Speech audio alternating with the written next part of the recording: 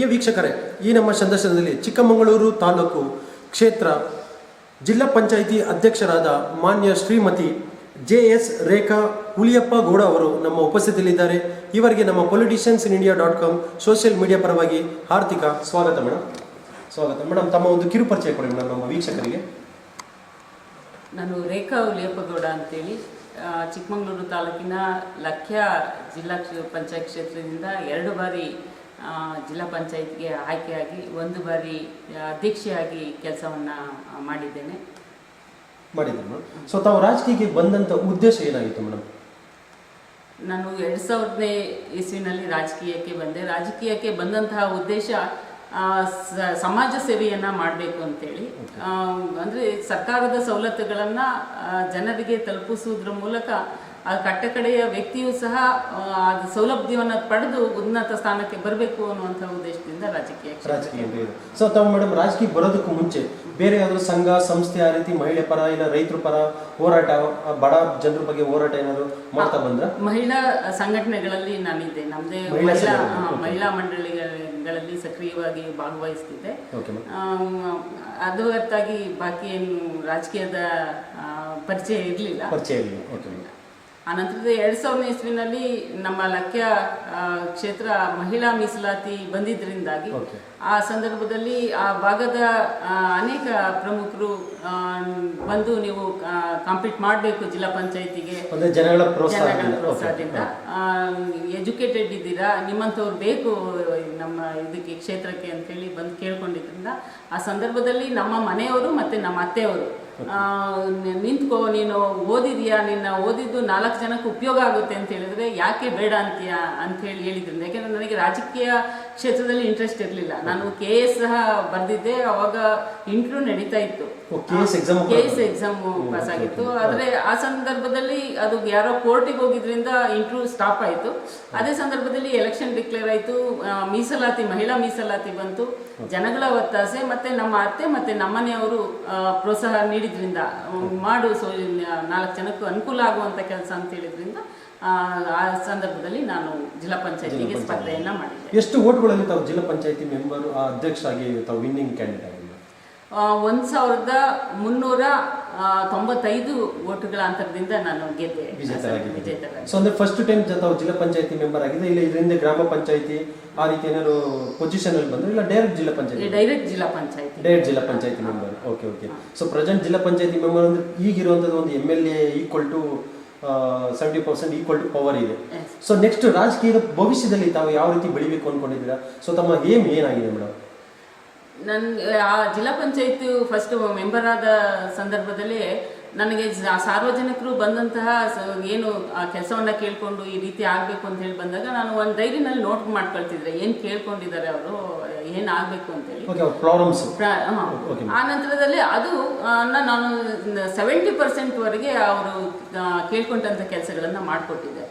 ಹಾಗಾಗಿ ನಾವು ಒಬ್ಬ ಜನಪ್ರತಿನಿಧಿಯಾಗಿ ಕೇವಲ ಜಿಲ್ಲಾ ಪಂಚಾಯತ್ ಸದಸ್ಯಾಗಿ ಇಷ್ಟು ಕೆಲಸ ಮಾಡ್ಬೋದು ಅಂತ ಆದರೆ, ಒಬ್ಬ MLA ಆದರೆ ಇನ್ನೂ ಹೆಚ್ಚಿನ ಸರ್ವಿಸನ್ನು ಜನಗಳಿಗೆ ಕೊಡ್ಬೋದು ಅಂತೇಳಿ 2004ರಲ್ಲಿ ನಡೆದಂತಹ ಏನು ವಿಧಾನಸಭಾ ಚುನಾವಣೆಯಲ್ಲಿ ನಾನು ಜಿಲ್ಲಾ ಪಂಚಾಯತ್ ಸದಸ್ಯತ್ವಕ್ಕೆ ರಾಜೀನಾಮೆಯನ್ನು ನೀಡಿ, ಯಾಕೆಂದ್ರೆ ನಾನು JDS ಇಂದ ಅವಾಗ ಜಿಲ್ಲಾ ಪಂಚಾಯತಿಗೆ ಆಯ್ಕೆಯಾಗಿದ್ದೆ. JDS ಇಂದ ಮತ್ತೆ ಪಕ್ಷದ ಒಳಗೂ JDS ನಲ್ಲೂ ನಮಗೆ ಸಹಕಾರ ಇರಲಿಲ್ಲ, ಹೆಚ್ಚಿನ ಒಂದು ಕಿರುಕುಳ ಕೊಡ್ತಿದ್ರು ಪಕ್ಷದಲ್ಲಿ. ಆ ನಂತರದಲ್ಲಿ ಆದ್ರಿಂದ ಮತ್ತೆ ನಾನು ಫ್ರೀಯಾಗಿ ಸರ್ವಿಸ್ ಮಾಡೋಕ್ಕೆ ಸಾಧ್ಯ ಆಗ್ತಾ ಇರಲಿಲ್ಲ ಅವಾಗ. ಹಾಗಾಗಿ ನಾನು ಇನ್ನೂ ಬೆಳೆಬೇಕು ಮತ್ತೆ ಪಕ್ಷದ ಈ ಇದರಿಂದನೂ ಹೊರಗಡೆ ಬರಬೇಕು ಅಂತೇಳಿ ತೀರ್ಮಾನವನ್ನ ಮಾಡಿ ಜಿಲ್ಲಾ ಪಂಚಾಯತ್ ಸದಸ್ಯತ್ವಕ್ಕೆ ರಾಜೀನಾಮೆಯನ್ನು ಕೊಟ್ಟು BJPಯನ್ನು ಸೇರಿ 2004ನೇ ಇಸ್ವಿನಲ್ಲಿ ಬೀರೂರು ವಿಧಾನಸಭಾ ಕ್ಷೇತ್ರದಿಂದ ಸ್ಪರ್ಧೆ ಮಾಡಿದೆ. ಈಗ ತಾವು JDS ಅಲ್ಲಿ ಜಿಲ್ಲಾ ಪಂಚಾಯತಿ ಮೆಂಬರ್ ಆಗಿದ್ದೀರಾ? ಪ್ರಥಮ ಬಾರಿಗೆ JDS ಅಲ್ಲಿ. ಎಷ್ಟು ವರ್ಷ ಕಾಲ ಅದು ತಾವು ಅಧಿಕಾರದಲ್ಲಿ? 3.5 ವರ್ಷ ಕಾಲದಲ್ಲಿ. ಈಗ ತಮ್ಮ ಕ್ಷೇತ್ರ ಬೀರೂರು ಕ್ಷೇತ್ರದಲ್ಲಿ ಸೊ ನಾವು ಸರ್ವೆ ಮಾಡಿರೋ ಮುಖಾಂತರ ಸೊ ತಾವು ಜಿಲ್ಲಾ ಪಂಚಾಯತಿ ಅಧ್ಯಕ್ಷ ಆದಾಗ ಆ ಕ್ಷೇತ್ರಕ್ಕೆ ಸಂಬಂಧಪಟ್ಟಂತೆ ಏನೇನು ಅಭಿವೃದ್ಧಿ ಕೆಲಸ ಕಾರ್ಯಗಳು ಮಾಡಿದ್ರಿ ಮೇಡಮ್?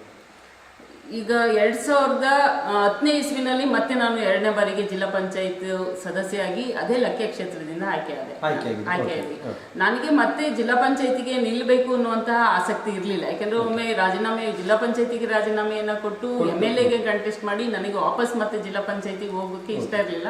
ಆದ್ರೆ ನಮ್ಮ ಕ್ಷೇತ್ರದಲ್ಲಿದ್ದಂತಹ ಕಾರ್ಯಕರ್ತರ ಒಂದು ಒತ್ತಾಸೆ, ಪಕ್ಷದ ಒಂದು ಪ್ರಯತ್ನ, ಅಂದ್ರೆ ನೀವೇ ನಿಲ್ಬೇಕು, ಇಲ್ಲ ಅಂದ್ರೆ ಬಿಜೆಪಿ ಗೆಲ್ಲಿಕ್ಕೆ ಸಾಧ್ಯ ಇಲ್ಲ, ಮತ್ತೆ JDS ಬರುವಂತಹ ಸಾಧ್ಯತೆಗಳಿದೆ, ಹಾಗಾಗಿ ನೀವೇ ಕಂಟೆಸ್ಟ್ ಮಾಡಬೇಕು ಅಂತೇಳಿ ಪಕ್ಷ ಹೇಳಿದ್ರಿಂದ, ಯಾಕೆಂದ್ರೆ ನಾನು ಆಗಲ್ಲ ಅಂತ ಹೇಳಕ್ಕೆ ಇನ್ನೊಂದು ಕಾರಣ ಇತ್ತು. ಆ ಸಂದರ್ಭದಲ್ಲಿ ನಾನು ರಾಜ್ಯ ತೆಂಗು ಮತ್ತು ನಾರು ಅಭಿವೃದ್ಧಿ ಮಂಡಳಿಯ ಅಧ್ಯಕ್ಷ ಆಗಿದೆ.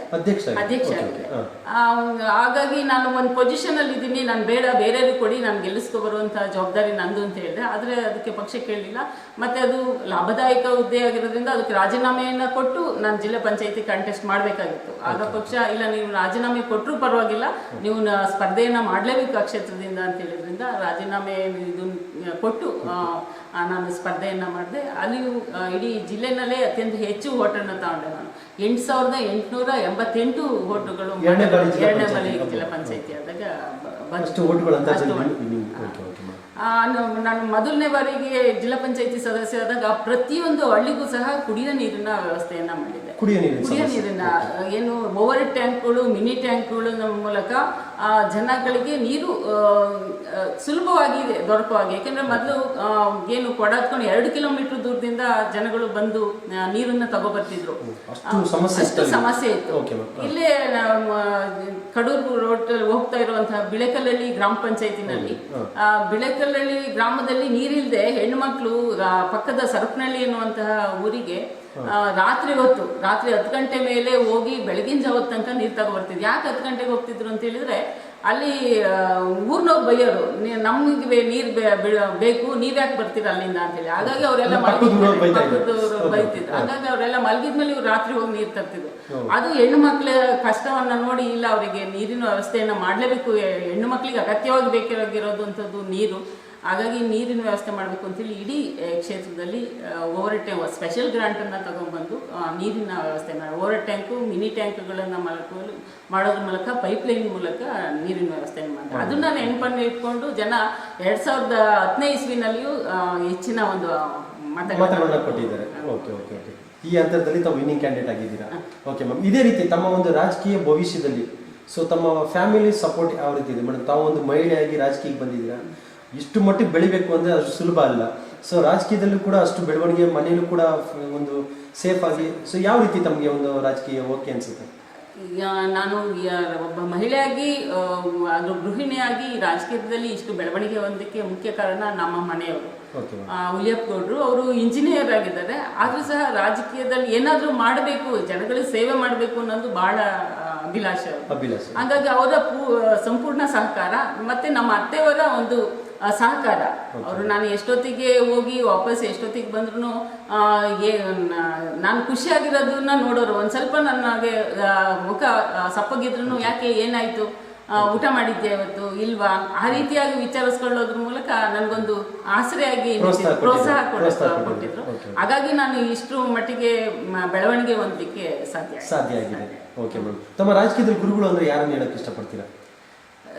ರಾಜಕೀಯದಲ್ಲಿ ಗುರುಗಳು ಅಂತ ಹೇಳಿದ್ರೆ ನನ್ನ ದೊಡ್ಡಪ್ಪ. ನನಗೆ ಪ್ರೇರಣೆಯನ್ನು ನೀಡಿದ್ದು ಚಟುವಟಿಕೆಗಳ, ಸಾಮಾಜಿಕ ಚಟುವಟಿಕೆಗಳನ್ನ ಮತ್ತೆ ರಾಜಕೀಯವಾಗಿ ಹೇಗೆ ಕೆಲಸ ಮಾಡಬೇಕು ಅನ್ನೋಕ್ಕೆ ಪ್ರೇರಣೆ ನೀಡಿದಂಥವ್ರು ನನ್ನ ದೊಡ್ಡಪ್ಪ ಗಿಡ್ಡೇಗೌಡರು ಅಂತೇಳಿ. ಅವರು ನಿವೃತ್ತ ಶಿಕ್ಷಕರಾಗಿದ್ರು. ಜೊತೆಗೆ 1975ರಲ್ಲಿ ಅವರು ರಾಜ್ಯ ಪ್ರಶಸ್ತಿ, ಉತ್ತಮ ಶಿಕ್ಷಕ ಅಂತ ಹೇಳಿ ರಾಜ್ಯ ಪ್ರಶಸ್ತಿಯನ್ನ ಪಡ್ಕೊಂಡಿದ್ರು. ಅವರ ಪ್ರೇರಣೆ ನನಗೆ ಈ ಚಟುವಟಿಕೆಗಳನ್ನು ಮಾಡಲಿಕ್ಕೆ. ಹಾಗೆ ರಾಜಕಾರಣದಲ್ಲಿ ನನಗೆ ಗಾಡ್ ಫಾದರ್ ಅಂತ ಹೇಳಿದ್ರೆ ಒಂದು ಯಡಿಯೂರಪ್ಪನವರು ಮತ್ತೆ ಈಶ್ವರಪ್ಪನವರು ನನಗೆ ಗಾಡ್ ಫಾದರ್ ಆಗಿದೆ. ಓಕೆ ಮೇಡಮ್, ಈಗ ರಾಜಕೀಯಕ್ಕೆ ಬಂದ್ರೆ ಪಕ್ಷ ಮುಖ್ಯನಾ ಇಲ್ಲ ಹಣ ಮುಖ್ಯನಾ, ಜನಗಳಿಗೆ ಸೇವೆ ಮಾಡೋದಕ್ಕೆ ಸ್ವಾಭಿಮಾನ ಮುಖ್ಯನಾ? ಇದ್ರಲ್ಲಿ ಮೂರಲ್ಲಿ ಯಾವ್ದು ಆಯ್ಕೆ ತಮ್ಮದು? ಸ್ವಾಭಿಮಾನ ಮೊದಲನೇದಾಗಿ ಅತ್ಯಂತ ಮುಖ್ಯ. ಸ್ವಾಭಿಮಾನ ಮುಖ್ಯ. ಯಾಕೆಂದ್ರೆ ಸ್ವಾಭಿಮಾನಕ್ಕೆ ಧಕ್ಕೆ ಬಂದಿದ್ರಿಂದನೇ ನಾನು ಜಿಲ್ಲಾ ಪಂಚಾಯತಿ ಸದಸ್ಯತ್ವಕ್ಕೆ ರಾಜೀನಾಮೆ ಕೊಟ್ಟು ಹೊರಗಡೆ ಬಂದಂಥದ್ದು. ಹಾಗಾಗಿ ನನ್ನ ಮಟ್ಟಿಗೆ ಅದು ಸ್ವಾಭಿಮಾನ ಅತ್ಯಂತ ಮುಖ್ಯವಾದಂತಹ ವಿಚಾರ. ಆ ನಂತರದಲ್ಲಿ ಸೇವಾ ಮನೋಭಾವನೆ ಮುಖ್ಯ ರಾಜಕಾರಣದಿಂದ. ಅನಂತರ ಪಕ್ಷವು ಅತ್ಯಂತ ಮುಖ್ಯ ಆಗುತ್ತೆ. ಸೊ ಪ್ರೆಸೆಂಟ್ ಈಗ ಪಕ್ಷ ಅಂತ ತಗೊಂಡ್ರೆ, ಸೊ ರಾಜಕೀಯದಲ್ಲಿ ತಮ್ಮ ಒಂದು ಬೆಳವಣಿಗೆಗೆ ಪಕ್ಷದಲ್ಲಿ ಯಾವ ರೀತಿ ಸಪೋರ್ಟ್ ಇದೆ, ಸೊ ಜನಗಳು ಯಾವ ರೀತಿ ಸಪೋರ್ಟ್ ಕೊಡ್ತಾ ಇದ್ದಾರೆ ತಮಗೆ ಅದರಲ್ಲಿ ಪಕ್ಷದಲ್ಲಿ ಆಗಿರ್ಬೋದು? ಪಕ್ಷ ಅತ್ಯಂತ ಹೆಚ್ಚಿನ ಒಂದು ಅವಕಾಶಗಳನ್ನ ಮತ್ತೆ ನನ್ನ ಸಾಮರ್ಥ್ಯವನ್ನು ಗುರುತಿಸಿ ಪ್ರೋತ್ಸಾಹವನ್ನು ಸಹ ನೀಡಿದೆ. ನಾನು ಪಕ್ಷ ಸೇರಿದ ತಕ್ಷಣ ಕ್ಯಾಂಡಿಡೇಟನ್ನು ಮಾಡ್ತು, ಪಕ್ಷ ಟಿಕೆಟನ್ನು ಕೊಟ್ಟರು. ಆನಂತರ ನಾನು ಪರಾಜಿತಳಾದ್ರೂ ಸಹ ತಕ್ಷಣಕ್ಕೆ ಜಿಲ್ಲಾ ಮಹಿಳಾ ಮೋರ್ಚಾದ ಅಧ್ಯಕ್ಷೆಯನ್ನಾಗಿ ಮಾಡೋದ್ರ ಮೂಲಕ ಮಹಿಳಾ ಮೋರ್ಚಾದ ಅಧ್ಯಕ್ಷರಾಗಿ ಮಾಡಿದ್ರು. ಆ ಮೂಲಕ ಸಂಘಟನೆಯಲ್ಲಿ ತೊಡಗಿಸ್ಕೊಳ್ಳೋಕೆ ಒಂದು ಒಳ್ಳೆಯ ಅವಕಾಶವನ್ನು ಪಕ್ಷ ಕೊಟ್ಟು, ಆ ಸಂದರ್ಭದಲ್ಲಿ ನಾವು ಏನು ದತ್ತ ಪೀಠದ ಹೋರಾಟ ಇದೆಯಾ ಅದರಲ್ಲಿ ಮಾಲೆಯನ್ನು ಹಾಕೊಂಡು ಪುರುಷರು ಹೋರಾಟ ಮಾಡೋದು ಸಹಜ ಕಾಮನ್ ಆಗಿತ್ತು. ಅತ್ಯಂತ ಹೆಚ್ಚಿನ ಪ್ರಚಾರ ಇತ್ತು ಅದಕ್ಕೆ. ನಾನು ಅಧ್ಯಕ್ಷ ಆದ ನಂತರ 2004ರಲ್ಲಿ ಪ್ರಥಮ ಬಾರಿಗೆ ಏನು ನಮ್ಮ ದತ್ತ ಜಯಂತಿಯ ಸಂದರ್ಭದಲ್ಲಿ ಮೊದಲನೆಯ ದಿವಸ ಏನು ಮೂರು ದಿವಸ ದತ್ತ ಜಯಂತಿ ನಡೆಯುತ್ತೆ. ಅದರಲ್ಲಿ ಮೊದಲನೇ ದಿವಸ ಅನಸೂಯ ಪೂಜೆ ಅಂತ ಹೇಳಿ ಮಾಡ್ತೀವಿ. ಅದು ಅನಸೂಯ ಪೂಜೆಗೆ ಹೆಚ್ಚಿನ ಹೆಣ್ಣು ಮಕ್ಕಳನ್ನ ಪೀಠಕ್ಕೆ ಕರ್ಕೊಂಡು ಹೋಗೋದ್ರ ಮೂಲಕ ಅದು ಪ್ರಾರಂಭ ಆಯಿತು. ಅದು ಮೊದಲನೇ ಬಾರಿಗೆ ಆವಾಗಲೇ ಒಂದು 1000 ಸಂಖ್ಯೆನಲ್ಲಿ ಹೋಗಿದ್ದು. ಅದು ನಂತರ ಇದುವರೆಗೂ ಅದು ನಿರಂತರವಾಗಿ ನಡ್ಕೊಂಡು ಬರ್ತಿದ್ದು. ಇನ್ನೂ ಸಂಖ್ಯೆ ಜಾಸ್ತಿ ಆಗ್ತಾ ಇದೆ, ಕಂಟಿನ್ಯೂ ಆಗಿದೆ. ಅದು ನನಗೆ ಪಕ್ಷ ಕೊಟ್ಟಂತಹ ಜವಾಬ್ದಾರಿಯನ್ನ ಸಮರ್ಥವಾಗಿ ನಿರ್ವಹಿಸುವುದರ ಮೂಲಕ ಪಕ್ಷ ಇನ್ನೂ ಹೆಚ್ಚಿನ ಜವಾಬ್ದಾರಿಯನ್ನು ಕೊಡಲಿಕ್ಕೆ ಕಾರಣ ಆಯಿತು. ಆ ನಂತರದಲ್ಲಿ ಇದನ್ನ ಜಿಲ್ಲಾ ಪ್ರಧಾನ ಕಾರ್ಯದರ್ಶಿಯಾಗಿ, ಪೇರೆಂಟ್ ಬಾಡಿಯ ಜಿಲ್ಲಾ ಪ್ರಧಾನ ಕಾರ್ಯದರ್ಶಿಯಾಗಿ ನೇಮಕವನ್ನ ಮಾಡಿದ್ರು. ಆನಂತರ ಜಿಲ್ಲಾ ಉಪಾಧ್ಯಕ್ಷರಾಗಿದ್ದೆ. ಆಮೇಲೆ ರಾಜ್ಯ ಉಪಾಧ್ಯಕ್ಷೆಯಾಗಿ ಸಹ ನನಗೆ ಅವಕಾಶವನ್ನು ಕೊಟ್ಟರು. ಆ ಸಂದರ್ಭದಲ್ಲಿ ಇಡೀ ರಾಜ್ಯಾದ್ಯಂತ ಪ್ರವಾಸವನ್ನ ಮಾಡೋದ್ರ ಮೂಲಕ ಪಕ್ಷದ ಸಂಘಟನೆಯಲ್ಲಿ ಸಕ್ರಿಯವಾಗಿ ತೊಡಗಿಸಿಕೊಂಡಿದ್ದೆ. ಈಗ ನಾನು ರಾಜ್ಯ ಕಾರ್ಯಕಾರಿಣಿಯ ಸದಸ್ಯೆಯಾಗಿ ಪಕ್ಷದ ಜವಾಬ್ದಾರಿ ವಹಿಸ್ಕೊಳ್ತಾ ಇದ್ದೀರಾ. ಸೊ ಓಕೆ, ಇನ್ನು ಮುಂದಿನ ಲೈಫಲ್ಲಿ ಮುಂದಿನ ದಿನಗಳಲ್ಲಿ ರಾಜಕೀಯದಲ್ಲಿ ಸೊ ಮಹಿಳೆಯರಿಗಾಗಿ ಯಾವ್ಯಾವ ಒಂದು ಪ್ಲಾನ್ಸ್ ಇದೆ ತಮಗೆ? ಮಹಿಳೆಯರ ಸೇಫ್ಟಿ ಬಗ್ಗೆ ಆಗಿರ್ಬೋದು, ಅವ್ರ ಮೇಲೆ ಆಯ್ತಾ ಇರೋ ಒಂದು ಅತ್ಯಾಚಾರದ ಬಗ್ಗೆ ಆಗಿರ್ಬೋದು, ಅವ್ರಿಗೆ ಆಯ್ತಾ ಇರೋಂಥ ಒಂದು ಘೋಷಣೆ ಬಗ್ಗೆ ಇರ್ಬೋದು, ಅವ್ರು ಹಿಂದುಳಿದಿರೋದಕ್ಕೆ ಕಾರಣ ಏನನ್ಸುತ್ತೆ? ಸೊ ತಾವು ಒಂದು ಮಹಿಳೆಯಾಗಿ ಸೊ ರಾಜಕೀಯಕ್ಕೆ ಮಹಿಳೆಯರು ಬಂದರೆ ಒಳ್ಳೇದಾ, ಇಲ್ಲ ಮಹಿಳೆ ಬರಬಾರ್ದು ಅಂತ ಏನಾರು ಇದೆಯಾ? ಸೊ ತಮ್ಮ ಒಂದು ಅನುಭವದಲ್ಲಿ ಏನನ್ಸುತ್ತೆ? ರಾಜಕೀಯಕ್ಕೆ ಮಹಿಳೆಯರು ಖಂಡಿತವಾಗಿಯೂ ಬರಬೇಕು. ನಾನು ರಾಜಕೀಯಕ್ಕೆ ಬಂದಂತಹ ಉದ್ದೇಶನೂ ಇದು ಒಂದು. ಯಾಕೆಂದರೆ ನನ್ನನ್ನು ನೋಡಿ 4 ಜನ ಮಹಿಳೆಯರು ರಾಜಕೀಯಕ್ಕೆ ಬರಬೇಕು, ಆ ರೀತಿಯಾಗಿ ನಾನು ಕಾರ್ಯವನ್ನು ನಿರ್ವಹಿಸಬೇಕು ಅನ್ನೋದಂಥದ್ದು ಉದ್ದೇಶ ಇಟ್ಕೊಂಡು ಬಂದಿದ್ದೆ. ಇವಾಗ ನನ್ನನ್ನು ನೋಡಿ ರೇಖಾ ಹುಲಿಯಪ್ಪಗೌಡರು ಇದ್ದಾರೆ ಅಂತ ಹೇಳಿದ್ರೆ ಅಲ್ಲಿಗೆ ಮನೆಯ ಗಂಡಸರು ತಮ್ಮ ಹೆಣ್ಮಕ್ಳನ್ನ ಕಳಿಸ್ತಾರೆ, ಯಾವುದೇ ನಂಬಿ ಕಳಿಸ್ಕೊಡ್ತಾರೆ. ಅದಕ್ಕೆ ಅಂದ್ರೆ ಹೆಣ್ಮಕ್ಳು ರಾಜಕೀಯಕ್ಕೆ ಬಂದ್ರೆ ಅಲ್ಲಿ ಒಂದು ಸ್ವಚ್ಛತೆಯನ್ನ ಮತ್ತೆ ಅಭಿವೃದ್ಧಿಯನ್ನ, ನಿಸ್ವಾರ್ಥ ಸೇವೆಯನ್ನ ಮಾಡ್ಲಿಕ್ಕೆ ಸಾಧ್ಯ ಇದೆ. ಹಾಗಾಗಿ ಹೆಣ್ಮಕ್ಳು ರಾಜಕಾರಣಕ್ಕೆ ಬರಬೇಕು. ಹಾಗೆ ಪ್ರಸ್ತುತ ದಿವಸಗಳಲ್ಲಿ ಮಹಿಳೆಯರ ಮೇಲೆ ಆಗ್ತಿರುವಂತಹ ದೌರ್ಜನ್ಯಗಳು, ಅತ್ಯಾಚಾರ ಪ್ರಕರಣಗಳು ಇವನ್ನ ನೋಡಿದಾಗ ಹೆಣ್ಣು ಮಕ್ಕಳಿಗೆ ನಾವು ಏನು ಕೇವಲ 4 ಗೋಡೆ ಮೇಲೆ ಇರಬೇಕು ಅಥವಾ ಭಯವನ್ನ ಹುಟ್ಟಿಸೋದಕ್ಕೆ ಬದಲಾಗಿ ಎಂಥದ್ದೇ ಪರಿಸ್ಥಿತಿಯಲ್ಲಿ ನಮ್ಮನ್ನು ನಾವು ರಕ್ಷಣೆ ಮಾಡಿಕೊಳ್ಳುವಂಥ ಸಾಮರ್ಥ್ಯ ನಮ್ಗಿರುತ್ತೆ. ಅದನ್ನ ಆ ಮಕ್ಕಳಲ್ಲಿ ತುಂಬಬೇಕು, ಆತ್ಮವಿಶ್ವಾಸ ತುಂಬಬೇಕು. ಜೊತೆಗೆ ವಿದ್ಯಾಭ್ಯಾಸ ಎಷ್ಟು ಮುಖ್ಯನೋ ಹಾಗೇನೆ ಆತ್ಮರಕ್ಷಣಾ ಕಲೆಗಳು ಸಹ ಅಷ್ಟೇ ಮುಖ್ಯ ಹೆಣ್ಣು ಮಕ್ಕಳಿಗೆ. ಹಾಗಾಗಿ ಆ ಆತ್ಮರಕ್ಷಣಾ ಕಲೆ ಪ್ರತಿಯೊಬ್ಬ ಹೆಣ್ಣು ಮಗಳಿಗೂ ಗೊತ್ತಿದ್ರೆ ಅಂತಹ ಸಂದರ್ಭಗಳು ಬಂದಾಗ ತನ್ನ ರಕ್ಷಣೆ ಮಾಡಲಿಕ್ಕೆ ಸಾಧ್ಯ ಆಗುತ್ತೆ. ಹಾಗಾಗಿ ಶಿಕ್ಷಣ ಕ್ಷೇತ್ರದಲ್ಲಿ ಅದು ಒಂದು ಹೆಣ್ಣು ಮಕ್ಕಳಿಗೆ ಅತಿ ಮುಖ್ಯವಾಗಿ ಕೊಡಬೇಕು ಅನ್ನೋದು ನಂದು ತಮ್ಮ ಒಂದು ಅನಿಸಿಕೆ. ಸೊ ನಮ್ಮ ಸಂಸ್ಕೃತಿ ಬಗ್ಗೆ ಏನ್ ಹೇಳ್ತೀರಾ? ಇವತ್ತಿನ ಇದ್ರಲ್ಲಿ ತಾವು ಒಂದು ಮಹಿಳೆಯಾಗಿ ಇವತ್ತು ಆಯ್ತಾ ಇರುವಂತ ಒಂದು ಅತ್ಯಾಚಾರ ಅನ್ಸಂದ್ರೆ ಸಂಸ್ಕೃತಿ ಅನ್ನೋದು ಬರುತ್ತೆ. ಹೆಣ್ಣು ಮಕ್ಕಳಲ್ಲಿ ಇವತ್ತು ಕಾಣ್ತಾ ಇಲ್ಲ ಆ ಸಂಸ್ಕೃತಿ, ನಮ್ಮ ಕನ್ನಡ ನಾಡಿನ ಸಂಸ್ಕೃತಿ ಕಾಣ್ತಾ ಇಲ್ಲ. ಅದ್ರ ಬಗ್ಗೆ ತಾವೇನು ಹೇಳಕ್ಕೆ ಇಷ್ಟಪಡ್ತೀನಿ ನಮ್ಮ ಹೆಣ್ಣು ಮಕ್ಕಳಿಗೆ? ಅಂದ್ರೆ ಹೆಣ್ಮಕ್ಳು ಇವತ್ತು ಸಂಸ್ಕೃತಿಯನ್ನ ಬಿಟ್ಟು ಏನೋ ತುಂಬಾ ಟೌನ್ ನಲ್ಲಿ ಇದ್ದವರು ಅಂತಾರದ ತುಂಬಾ ಎಜುಕೇಟೆಡ್ ಅವರು ಎಲ್ಲೋ ಒಂದಷ್ಟು ಪರ್ಸೆಂಟೇಜ್ ಜಾಸ್ತಿ ಇರ್ಬೋದು, ಏನು ಪಾಶ್ಚಿಮಾತ್ಯ ಸಂಸ್ಕೃತಿಯನ್ನ ಅಡಿಕ್ಟ್ ಆಗಿರ್ಬೋದು. ಆದ್ರೆ ಇನ್ನೂ ಸಹ ಗ್ರಾಮಾಂತರ ಪ್ರದೇಶದಲ್ಲಿ ನಮ್ಮ ಸಂಸ್ಕೃತಿ ಉಳಿದಿರೋದೇ ಗ್ರಾಮಾಂತರ ಪ್ರದೇಶದ ಹೆಣ್ಮಕ್ಳು ಅವ್ರು ಆಚರಿಸುವಂತಹ ಇದನ್ನು ಹಬ್ಬಗಳಿರ್ಬೋದು, ವೇಷಭೂಷಣಗಳಿರ್ಬೋದು, ಈ ಮೂಲಕವಾಗಿ ಸಂಸ್ಕೃತಿ ಅನ್ನೋದು ಉಳ್ಕೊಂಡು ಬಂದಿದೆ. ಅದನ್ನ ಮನೆಗಳಲ್ಲಿ ತಮ್ಮ ಮಕ್ಕಳಿಗೆ, ನಮ್ಮ ಮುಂದಿನ ಪೀಳಿಗೆಗೆ ಅದರ ಮಹತ್ವವನ್ನು ತಿಳಿಸ್ಕೊಡೋದ್ರ ಮೂಲಕ ಅದನ್ನ ಆಚರಣೆ ಮುಂದುವರಿಲಿಕ್ಕೆ ಸಾಧ್ಯ ಆಗುತ್ತೆ. ಇವತ್ತು ಏನೇ ಫ್ಯಾಷನ್ ನಲ್ಲಿ ವೆರೈಟಿ ಡ್ರೆಸ್ಗಳು ಬಂದಿದ್ರು ಸಹ ಸಾಂಪ್ರದಾಯಿಕ ಉಡುಗೆಯಾದಂತಹ ಈ ಸೀರೆನೇ ಹೆಚ್ಚು ಆಕರ್ಷಣೆಯನ್ನ ಮಾಡುವಂಥದ್ದು. ಹಾಗಾಗಿ ಇವತ್ತಿನ ಯುವ ಪೀಳಿಗೆ ಅದನ್ನ ಮತ್ತೆ ಅದನ್ನ ಅಡಾಪ್ಟ್ ಮಾಡ್ಕೊಳ್ತಿದ್ದಾರೆ. ಮತ್ತೆ ಹೆಣ್ಮಕ್ಳು ಅಂದ ತಕ್ಷಣ ಹೀಗೆ ಇರಬೇಕು ಹಾಗೆ ಇರಬೇಕು, ಹೆಣ್ಣು ಮಕ್ಳಿಗೆ ಮಾತ್ರ ಏನು ಕಟ್ಟುನಿಟ್ಟಲ್ಲ, ಗಂಡು ಮಕ್ಳಿಗೂ ಸಹ ಹೊರಗಡೆ ಹೋದ್ರೆ ಹೇಗಿರ್ಬೇಕು, ಹೆಣ್ಣು ಮಕ್ಳನ್ನ ಯಾವ ದೃಷ್ಟಿಯಲ್ಲಿ ನೋಡ್ಬೇಕು ಅನ್ನೋದನ್ನ ನಾವು ಮನೆಯಲ್ಲೇ ಬೆಳೆಸೋದ್ರ ಮೂಲಕ ಈ ಹೆಣ್ಮಕ್ಳ ಮೇಲೆ ಹೊರಗಡೆ ಹಾಕ್ತಿರುವಂತಹ ದೌರ್ಜನ್ಯಗಳನ್ನ ತಡೆಗಟ್ಟಲಿಕ್ಕೆ ಸಾಧ್ಯ. ನಾನು ಯಾವುದೇ ಕಾರ್ಯಕ್ರಮಗಳಲ್ಲಿ ಹೋದ್ರೂ ಸಹ ಹೆಣ್ಮಕ್ಳಿಗೆ ಇದೇ ಹೇಳೋದು, ನೀವು ಕೇವಲ ಹೆಣ್ಮಕ್ಳಿಗೆ ನೀವು ಕಟ್ಟುಪಾಡುಗಳನ್ನು ಹಾಕ್ಬೇಡಿ. ನಿಮ್ಮ ಮಗ ಹೊರಗಡೆ ಹೋದ್ರೆ ಯಾಕೆ ಅವನು ಲೇಟ್ ಆಗಿ ಬರ್ತಾನೆ ಅದನ್ನು ಸಹ ಕೇಳ್ಕೊಂಡು ಹೋದ್ರೆ, ಮತ್ತೆ ಮನೆಯಲ್ಲಿರುವಂತಹ ಹೆಣ್ಣು ಮಕ್ಕಳು ಮಾತ್ರ ಅಕ್ಕ ತಂಗಿಯವರೆಲ್ಲ ಹೊರಗಡೆ ಇರುವಂತವ್ರ ರಕ್ಷಣೆನೂ ನಮ್ದೇ ಜವಾಬ್ದಾರಿ ಎನ್ನುವಂಥದ್ದನ್ನ ಅವ್ರ ಮನಸ್ಸಿನಲ್ಲಿ ಬಿತ್ತಿದ್ರೆ ನಮ್ಮ ಸಮಾಜ ಸುರಕ್ಷಿತವಾಗಿ ಇರ್ಲಿಕ್ಕೆ ಸಾಧ್ಯ ಅನ್ನೋದನ್ನ ಒಂದು ಒಳ್ಳೆ ವಿಷಯ ಕೂಡ ತಿಳಿಸ್ಕೊಟ್ಟಿದ್ದೀರಾ. ಇದೇ ರೀತಿ ನಿಮ್ಮ ಒಂದು ಮುಂದಿನ ರಾಜಕೀಯದಲ್ಲಿ ಸೊ ತಮ್ಮ ಒಂದು ಆಸೆ ಅನುಕಂಪ ಬೇಡ, ತಮ್ಮ ಒಂದು ಆಸೆ, ಮನದಳದ ಆಸೆ MLA ಆಗಬೇಕು ಅಂತ ತಮ್ಮ ಒಂದು ಆಸೆ ಇದೆ. ಸೊ MLA ಆಗಿ ಸೊ ಜನಗಳಿಗೆ ಏನಕ್ಕೋಸ್ಕರ ತಮಗೆ ವೋಟ್ ಕೊಡಬೇಕು MLA ಆದರೆ, ಸೊ MLA ಸೀಟ್ ಕೊಡಬೇಕು ಅಂದರೆ ಸೊ ತಮ್ಮ ಮನಸ್ಸಲ್ಲಿ ಏನೊಂದು ಟಾರ್ಗೆಟ್ ಇಟ್ಕೊಂಡಿದ್ರೆ ಜನಗಳಿಗೆ ಮಾಡಬೇಕು, ಈ ರೀತಿ ಅನುಕೂಲ ಮಾಡಬೇಕು ಅನ್ನೋ ತಮ್ಮ ಒಂದು ಪ್ರಾಜೆಕ್ಟ್ ಏನಿದೆ? MLA ಆಗಬೇಕು ಅಂತೇಳಿ ನನ್ನ ಉದ್ದೇಶ ಇರುವಂಥದ್ದು ಜನಗಳಿಗೆ ಹೆಚ್ಚಿನ ಸೇವೆಯನ್ನು ಕೊಡಲಿಕ್ಕೆ ಸಾಧ್ಯ ಅನ್ನುವಂಥ ದೃಷ್ಟಿಯಿಂದ. ಹಾಗೆ ಅಧಿಕಾರ ಇದ್ದರೆ ಅದನ್ನು ಮಾಡಲಿಕ್ಕೆ ಅತ್ಯಂತ ಸುಲಭ ಆಗುತ್ತೆ. ಇದು ನನ್ನ ಅನುಭವದ ಮಾತು. ಯಾಕೆಂದರೆ ನಾನು ಜಿಲ್ಲಾ ಪಂಚಾಯಿತಿ ಅಧ್ಯಕ್ಷೆ ಆಗಿದ್ದಂಥ ಸಂದರ್ಭದಲ್ಲಿ ಪ್ರಸ್ತುತ ಕುಡಿಯುವ ನೀರಿನ ಸಮಸ್ಯೆ ಅತ್ಯಂತ ಅಧಿಕವಾಗಿದ್ದಂತಹ ಕಾಲ. ಈಗ ಅದು ಇನ್ನೂ ದ್ವಿಗುಣ ಆಗಿದೆ, ಜಾಸ್ತಿ ಆಗಿದೆ. ಅವಾಗ ಏನು ಅಂತರ್ಜಲದ ಮಟ್ಟ ಅತ್ಯಂತ ಕುಸಿದಿತ್ತು. ಅವಾಗ ನಮಗೆ ಹಾರ್ಟ್ ಆಫ್ ಲಿವಿಂಗ್ ಇಂದ ಜಿಲ್ಲಾ ಪಂಚಾಯತಿಗೆ ಬಂದಿದ್ರು, ನಾನು ಅಧ್ಯಕ್ಷ ಆಗಿದ್ದೆ. ಅವಾಗ ಬಂದು ಮಾತಾಡಿದ್ರು, ನಾವು ಒಂದು ಸ್ಮಾರ್ಟ್ ವಿಲೇಜ್ ಅನ್ನ ಮಾಡಬೇಕು ಅಂತಿದ್ದೀವಿ,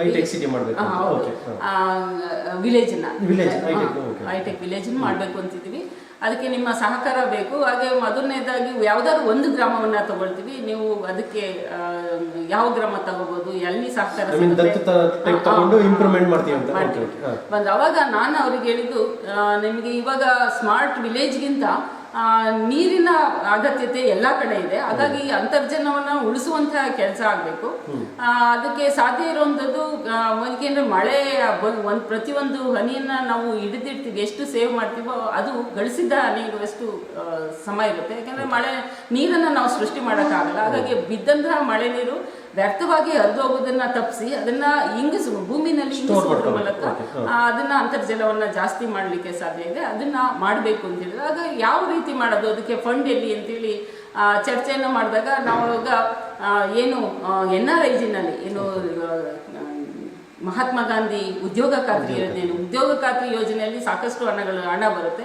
ಅದನ್ನ ಉಪಯೋಗಿಸ್ಕೊಂಡು ನಾವು ಈ ಕಾರ್ಯವನ್ನ ಮಾಡೋಣ ಅಂತೇಳಿ ನನ್ನ ಕ್ಷೇತ್ರದಲ್ಲಿ ಏನು ಲಕ್ಯ ಕ್ಷೇತ್ರದಲ್ಲಿ ಅದನ್ನ ಒಂದು ಪ್ರಾಜೆಕ್ಟ್ ಅನ್ನ ಮಾಡಿದ್ವಿ.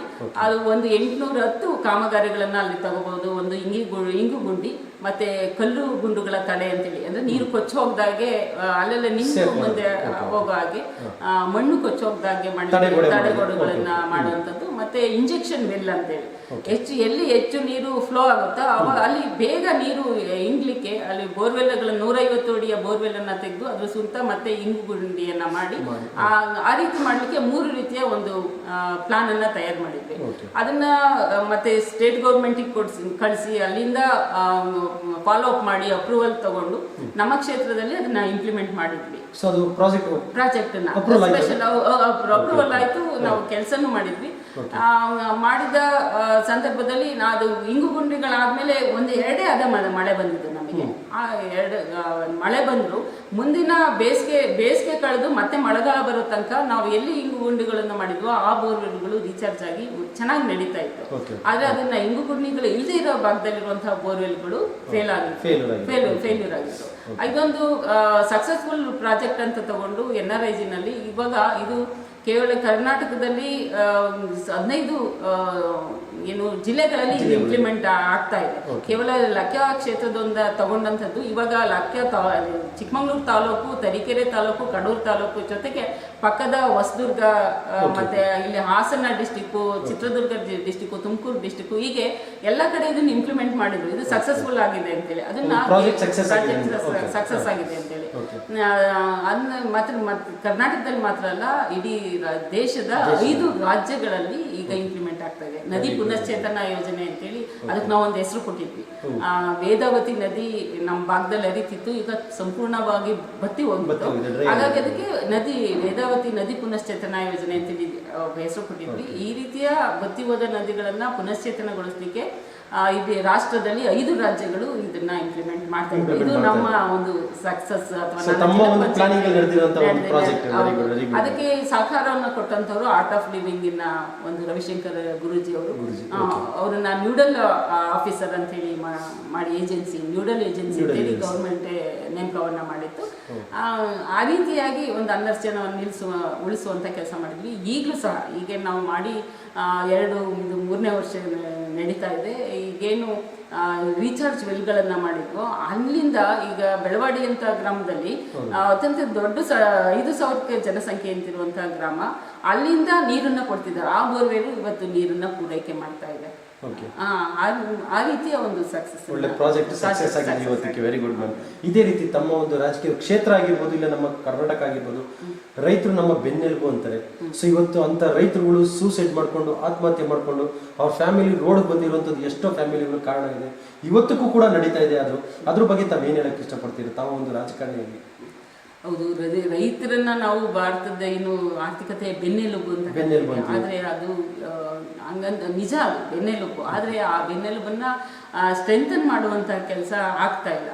ಅದಕ್ಕೆ ಮುಖ್ಯ ಕಾರಣ ಒಂದು ಮಳೆಯನ್ನ ಆಶ್ರಯಿಸಿ ರೈತರು ಬೆಳೆಯನ್ನ ಬೆಳೀತಿರೋದು. ಮಳೆ ಬಂದ್ರೆ ಬೆಳೆ, ಇಲ್ಲ ಅಂದ್ರೆ ಇಲ್ಲ. ಅತಿವೃಷ್ಟಿಯಿಂದನೂ ಹಾನಿ ಆಗುತ್ತೆ, ಅನಾವೃಷ್ಟಿಯಿಂದನೂ ಹಾನಿ ಆಗ್ತಾ ಇದೆ. ಅಥವಾ ಎಲ್ಲ ಚೆನ್ನಾಗಿ ಬೆಳೆ ಬಂತು ಅಂತ ಹೇಳಿದ್ರೆ ಸರಿಯಾದ ಬೆಲೆ ಸಿಗ್ತಾ ಇಲ್ಲ. ಹಾಗಾಗಿ ರೈತರ ಸ್ಥಿತಿ ಅತ್ಯಂತ ಚಿಂತಾಜನಕವಾಗಿದೆ. ಹಾಗಾಗಿ ರೈತರ ಒಂದು ಸ್ಥಿತಿಯನ್ನು ಉತ್ತಮ ಪಡಿಸ್ಬೇಕು ಅಂತ ಹೇಳಿದ್ರೆ ಅವರಿಗೆ ನೀರಿನ ಒಂದು ಸೌಲಭ್ಯ ಅತ್ಯಂತ ಮುಖ್ಯ. ಯಾಕೆಂದ್ರೆ ಒಬ್ಬ ರೈತನಿಗೆ ಮಣ್ಣು ಮತ್ತೆ ನೀರು 2 ಕಣ್ಣುಗಳಿದ್ದಾಗೆ. ಮಣ್ಣು ಉತ್ತಮವಾದ ಮಣ್ಣಿದ್ದು ನೀರಿಲ್ಲ ಅಂತ ಹೇಳಿದ್ರು ಅವ್ನು ಬೆಳೆ ಬೆಳೆಯಕ್ಕಾಗಲ್ಲ. ನೀರಿದ್ದು ಉತ್ತಮ ಫಲವತ್ತಾದ ಮಣ್ಣಿಲ್ಲ ಅಂದ್ರೂ ಬೆಳೆಯಕ್ಕಾಗಲ್ಲ.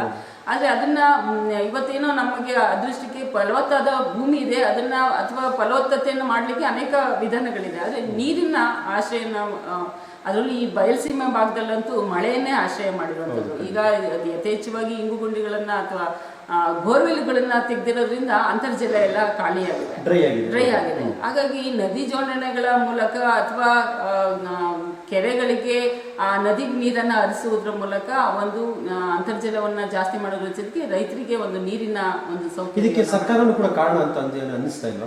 ಯಾಕಂದ್ರೆ ಇವತ್ತು ರೈತರ ಬಗ್ಗೆ ಚಿಂತೆ ಬಿಟ್ಟು ಸೊ ಹೈಟೆಕ್ ಸಿಟಿ ಮಾಡ್ತೀವಿ, ಹೈಟೆಕ್ ಕರ್ನಾಟಕ ಮಾಡ್ತೀವಿ, ಹೈಟೆಕ್ ಇಂಡಿಯಾ ಮಾಡ್ತೀವಿ ಅಂತ ಒಂದು ಸರ್ಕಾರ ಕೂಡ ಘೋಷಣೆ ಮಾಡ್ತಾನೆ ಇದೆ. ಬಟ್ ರೈತರ ಬಗ್ಗೆ ಚಿಂತೆ ಮಾಡ್ತಾ ಇರೋಂಥ ಯಾವ ರಾಜಕಾರಣಿ ಇವತ್ತು ನಾವು ಸರ್ವೆ ಮಾಡ್ದಂಗೆ ಲೆಕ್ಕಕ್ಕೆ ರೈತರು ಬೇಕಾದಂತ ಫೆಸಿಲಿಟೀಸ್ ಕೊಡ್ತಾ ಇಲ್ಲ.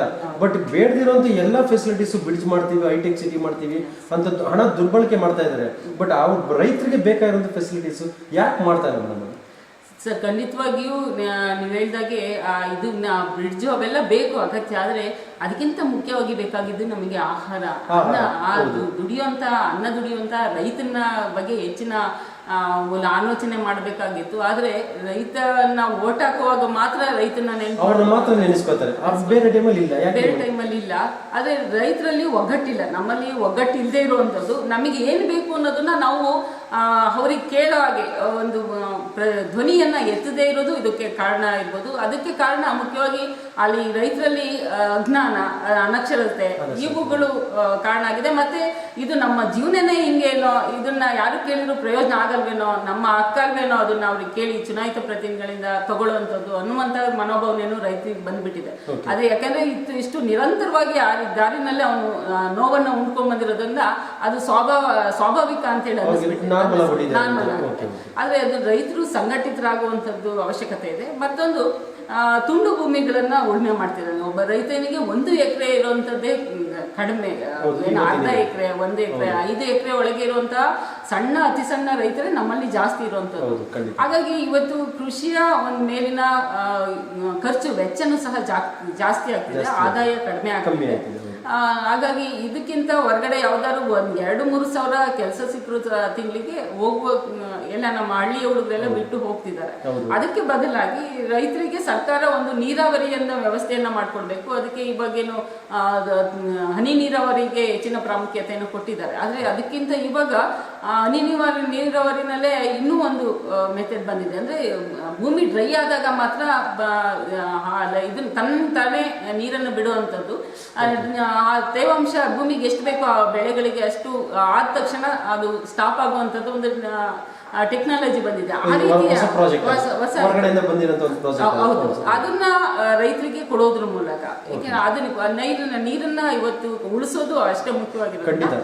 ಅದನ್ನ ಕೊಡಬೇಕು. ಮತ್ತೆ ರೈತರಿಗೆ ಏನು ಡೈರಿಗೆ ನಾವು ಹಾಲನ್ನ ಹಾಕ್ತೀವಿ, ಅಂದ್ರೆ ರೈತರು ಹಸುಗಳನ್ನು ಸಾಕಿರ್ತಾರೆ, ಅದನ್ನ ತಗೊಂಡೋಗಿ ಒಂದ್ ಕಡೆ ಹಾಕ್ತಾರೆ, ಅದು ಹೋಗಿ ಮತ್ತೆ ಪ್ಯಾಕ್ ಆಗಿ ಎಲ್ಲ ಕಡೆ ಅದೇ ರೀತಿಯಲ್ಲಿ ಏನು ರೈತರು ಬೆಳೆದಂತ ಆಹಾರಗಳಿಗೆ ಮತ್ತೆ ತರಕಾರಿಗಳಿಗೆ ಆ ರೀತಿಯ ಒಂದು ಮಾಡಿದ್ರೆ ಏನು ಮಿಲ್ಕ್ ಸೊಸೈಟಿಗಳು ಏನಿದೆ ಆ ರೀತಿ ಅವ್ರು ಬೆಳೆದಂಥದ್ದನ್ನ ಅವ್ರಿಗೆ ಏನು ಖರ್ಚನ್ನು ಕಳೆದು ಅವ್ರಿಗೆ ಎಷ್ಟು ಲಾಭಾಂಶ ಸಿಗಬೇಕು ಅದನ್ನ ನೋಡಿ ಅಷ್ಟು ರೇಟನ್ನು ಫಿಕ್ಸ್ ಮಾಡಿ ಅವರಿಂದ ಕಲೆಕ್ಟ್ ಮಾಡಿ ಆನಂತರದಲ್ಲಿ ಸರ್ಕಾರ ಅದನ್ನ ಎಲ್ಲ ಕಡೆ ಡಿಸ್ಟ್ರಿಬ್ಯೂಟ್ ಮಾಡುವಂತಹ ಕೆಲಸವನ್ನ ಮಾಡಿದ್ರೆ ರೈತ ಆತ್ಮಹತ್ಯೆ ಮಾಡಿಕೊಳ್ಳುವಂತಹ ಸಂದರ್ಭಗಳು ಬರೋದಿಲ್ಲ. ಅವನು ಆರ್ಥಿಕವಾಗಿ ಅಥವಾ ಒಂದು ಸ್ಥಿರವಾದ ಇಷ್ಟು ಆದಾಯ ನನಗೆ ಬರುತ್ತೆ ಅಂತೇಳಿ ಅವನು ವಿಶ್ವಾಸದಿಂದ ನೆಮ್ಮದಿ ಜೀವನ ಕೂಡ ಮಾಡಬಹುದು.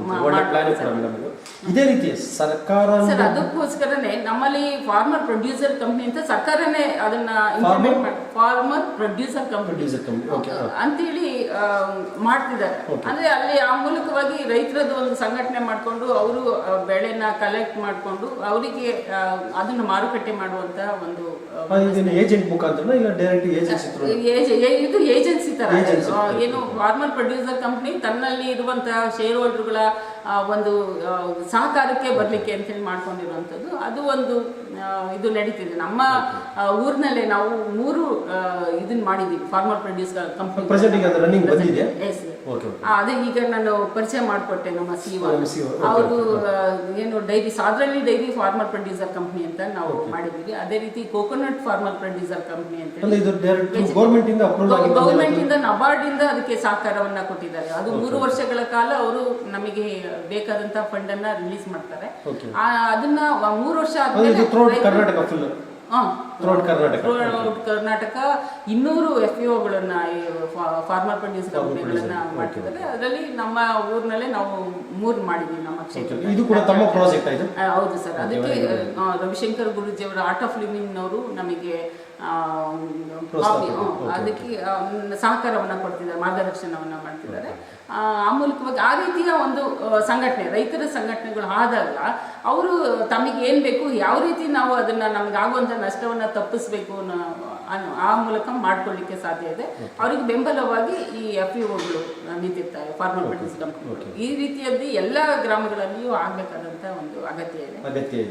ಇನ್ನೊಂದು ರೈತರಿಗೆ ಆಗ್ಬೇಕಾಗಿರೋದು ಇವತ್ತು ಖರ್ಚನ್ನ ಕಡಿಮೆ ಮಾಡಬೇಕು ಅಂತ ಹೇಳಿದ್ರೆ ನಾವು ಅದು ಏನು ಮಿಷನರೀಸ್ಗಳಿಗೆ ಹೋಗ್ಬೇಕು. ಯಾಕೆಂದ್ರೆ ರೈತರು 1 ಎಕರೆ ಅದಕ್ಕೆ ಮಿಷನರೀಸ್ ಹೋಗ್ಲಿಕ್ಕೆ ಕಷ್ಟ ಇದೆ. ಯಾಕೆ ಅಂತ ಹೇಳಿದ್ರೆ ರೈತರಲ್ಲಿರೋ ಒಂದು ಅರ್ಧ ಎಕರೆ 1 ಎಕರೆ ಇಷ್ಟು ಮಾತ್ರ ಅದಕ್ಕೆ ಬದು ಹಾಕಿರ್ತಾನೆ. ಆ ಮಿಷನರೀಸ್ಗಳು ಫ್ಲೋ ಆಗ್ಲಿಕ್ಕೆ ಅದು ಸಾಕಾಗಲ್ಲ.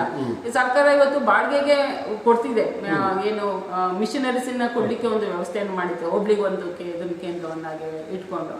ಆದ್ರೆ ಅದಕ್ಕೆ ರೈತರು ಮಾಡ್ಬೇಕಾಗಿರೋದು ಅಂತ ಹೇಳಿದ್ರೆ 1-8-10 ಜನ ರೈತರು ಗುಂಪುಗಳಾಗಿ ತಮ್ಮ ಒಂದೇ ಫ್ಲಾಟ್ ಅಕ್ಕಪಕ್ಕ ಇರೋ ಟೀಮ್ ಸ್ಕೀಮ್ ಮಾಡಿಕೊಂಡು ಆ ಮೂಲಕ ಅದನ್ನ ಅಲ್ಲಿ ಒಟ್ಟಾಗಿ ಎಲ್ಲರೂ ಇನ್ವೆಸ್ಟ್ಮೆಂಟ್ ಮಾಡಿ ಅದು ಖರ್ಚನ್ನ ಕಳೆದು ಉಳಿದಂತಹ ಲಾಭವನ್ನ ಅವರು ಸಮನಾಗಿ ಶೇರ್ ಮಾಡ್ಕೊಳ್ಳೋದು, ಮತ್ತೆ ಅವು ಮಿಷನರೀಸ್ಗಳನ್ನ ಬಳಸಿ ಉತ್ಪಾದನೆ ಮಾಡೋ ಹಾಗೆ, ಉಳುಮೆಯನ್ನ ಮಾಡೋ ಹಾಗೆ, ಈ ರೀತಿಯಾಗಿ ಹೊಸ ಆಲೋಚನೆಯ ಮೂಲಕ ರೈತರು ಆ ನಷ್ಟದಿಂದ ತಪ್ಪಿಸ್ಕೊಳ್ಳಿಕ್ಕೆ ಸಾಧ್ಯ ಇದೆ. ಆದರೆ ಅದಕ್ಕೆ ಸರ್ಕಾರದ ಒಂದು ಸಹಕಾರ ಮತ್ತೆ ಅದಕ್ಕೆ ಬೇಕಾದಂತಹ ನಾಲೆಡ್ಜ್ ಅನ್ನ ಕೊಡಬೇಕಾದಂತ ಅಗತ್ಯ ಇದೆ.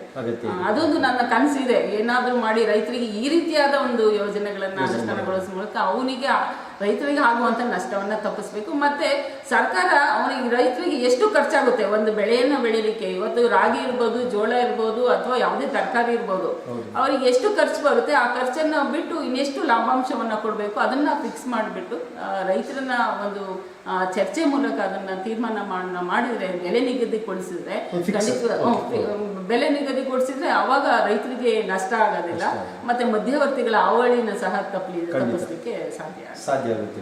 ಸೊ ಒಂದು ಮಹಿಳೆ ರಾಜಕೀಯಕ್ಕೆ ಬಂದ್ರೆ ಏನೆಲ್ಲ ಮಾಡ್ಬೋದು ಅನ್ನೋದಕ್ಕೆ ತಾವೇ ಒಂದು ಉದಾಹರಣೆ ಕೂಡ ಆಗಿದ್ದೀರಾ, ಇಷ್ಟೆಲ್ಲ ಪ್ರಾಜೆಕ್ಟ್ ಕೂಡ ತಗೊಂಡ್ಬಂದಿದ್ದೀರಾ. ಸೊ ಇದೇ ರೀತಿ ರಾಜಕೀಯದಲ್ಲಿ ಭ್ರಷ್ಟಾಚಾರದ ಬಗ್ಗೆ ಏನ್ ಹೇಳ್ತೀರಾ ಮೇಡಮ್ ತಾವು? ಇವತ್ತು ತಾಂಡವಾಡ್ತಾ ಇದೆ ಭ್ರಷ್ಟಾಚಾರ ಅಂದ್ರೆ, ಪ್ರತಿಯೊಂದು ರಾಜಕೀಯದಲ್ಲಿ ಆಗಿರ್ಬೋದು, ಸರ್ಕಾರದಲ್ಲಿ ಆಗಿರ್ಬೋದು, ತಾಂಡವಾಡ್ತಾ ಇದೆ. ಇವತ್ತು ತಾವು ಒಂದು ರಾಜಕೀಯದವರಾಗಿ ಸೊ ತಾವೇನು ಹೇಳಕ್ ಇಷ್ಟಪಡ್ತೀರಾ? ಸರ್, ರಾಜಕೀಯದಲ್ಲಿ ಮಾತ್ರ ಭ್ರಷ್ಟಾಚಾರ ಇಲ್ಲ, ಪ್ರತಿಯೊಂದು ಹಂತದಲ್ಲಿಯೂ ಭ್ರಷ್ಟಾಚಾರ ಇರೋದನ್ನ ನಾವು ನೋಡ್ತೀವಿ.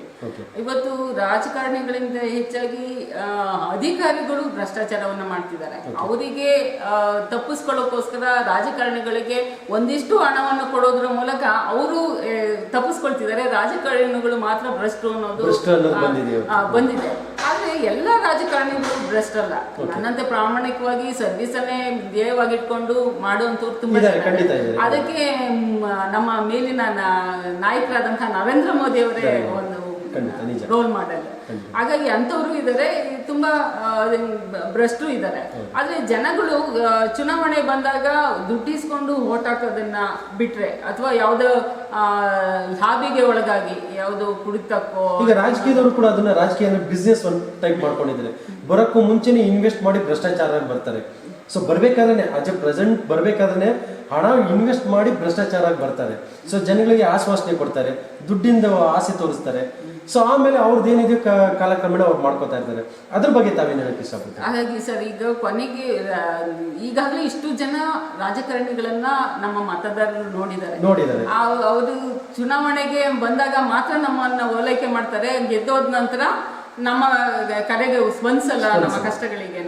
ಹಾಗಾಗಿ ಇವಾಗ ಮತದಾರ ಬುದ್ಧಿವಂತ ಆಗ್ಬೇಕಾಗುತ್ತೆ. ಈಗ ಏನೇ ಕೊಡ್ಲಿ, ಅವನು ದುಡ್ಡು ಕೊಡ್ಲಿ ಅಥವಾ ಕುಡಿಗೆ ಕೊಡ್ಲಿ, ತಿನ್ನೋಕ್ ಕೊಡ್ಲಿ, ಅದನ್ನ ಕೇವಲ ಅವರು ಉಪಯೋಗಿಸ್ಕೊಂಡು ಆನಂತರ ಯಾರು ಕೆಲಸ ಮಾಡ್ತಾರೆ, ಅವರಿಗೆ ಯಾರ ಮೇಲೆ ಅವ್ರಿಗೆ ವಿಶ್ವಾಸ ಇದೆ ಅಂತವ್ರಿಗೆ ಓಟ್ ಹಾಕಿದ್ರೆ ಮುಂದಿನ ಚುನಾವಣೆಯಲ್ಲಿ ಆ ರೀತಿಯ ಕೆಲಸವನ್ನ ಬೇರೆ ರಾಜಕಾರಣಿಗಳು ಮಾಡಕ್ ಹೋಗಲ್ಲ ಅಂತೇಳಿ ನನಗನ್ಸುತ್ತೆ. ಆ ರೀತಿಯಾಗಿ ಒಂದು ಪಾಠವನ್ನ ಕಲಿಸಿದ್ರೆ ರಾಜಕಾರಣಿಗಳು ತಿದ್ಕೊಳ್ತಾರೆ, ಮತದಾರನ್ನು ಬುದ್ಧಿವಂತ ಅನ್ನೋದನ್ನ ತೋರಿಸ್ಕೊಂಡಾಗುತ್ತೆ.